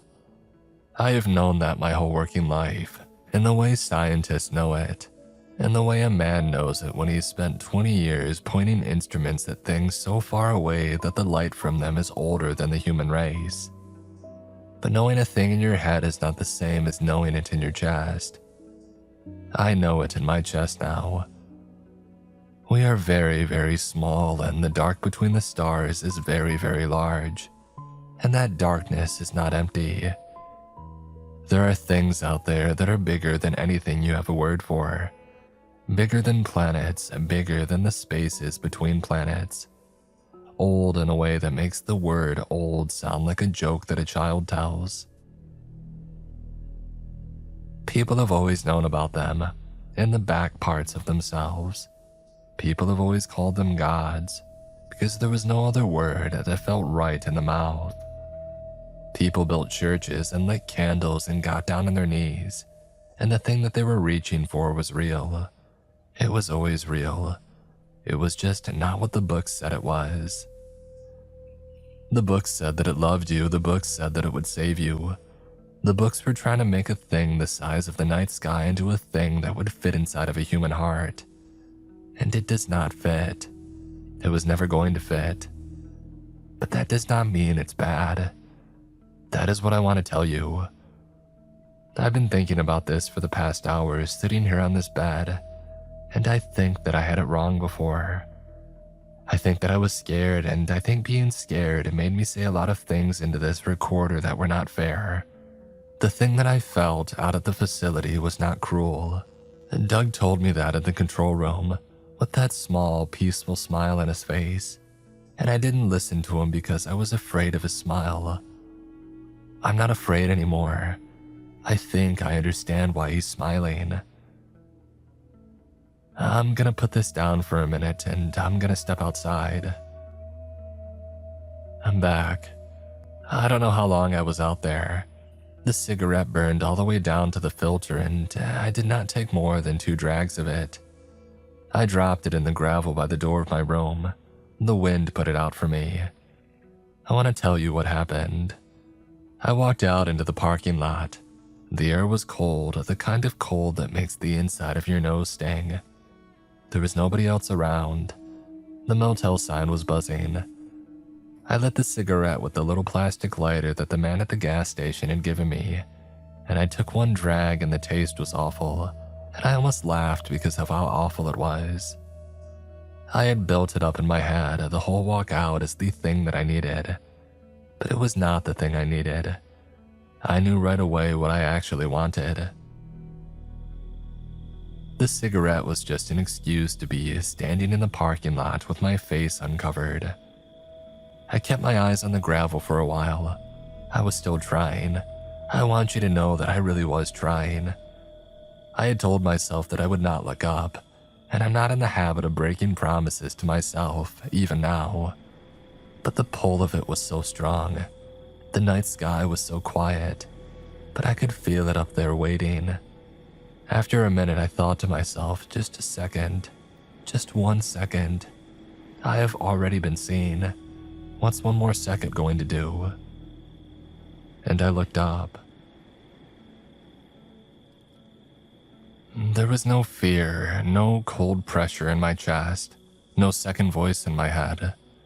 There was just warmth.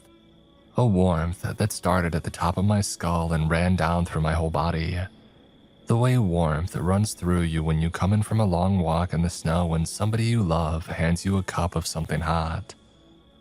It was the warmth of being recognized, of being known, of standing in front of something so much larger than yourself that there's no question of pretending anymore, no question of holding anything back, no question of being alone ever again. I stood in the parking lot with my face turned up and the cigarette burning forgotten in my hand. And I understood, for the first time in my life, this is what everybody was searching for. This is what people were searching for when they knelt in a church. They were reaching for this, that warmth that I felt in the parking lot. But they had been looking in the wrong place. They should have been looking up.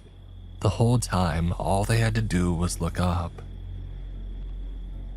I'm almost finished now. I want to take back what I said before. I was wrong. I was so wrong, and I'm sorry that I scared you. I'm sorry that I told you not to look. The sky is good. The thing in the sky is good.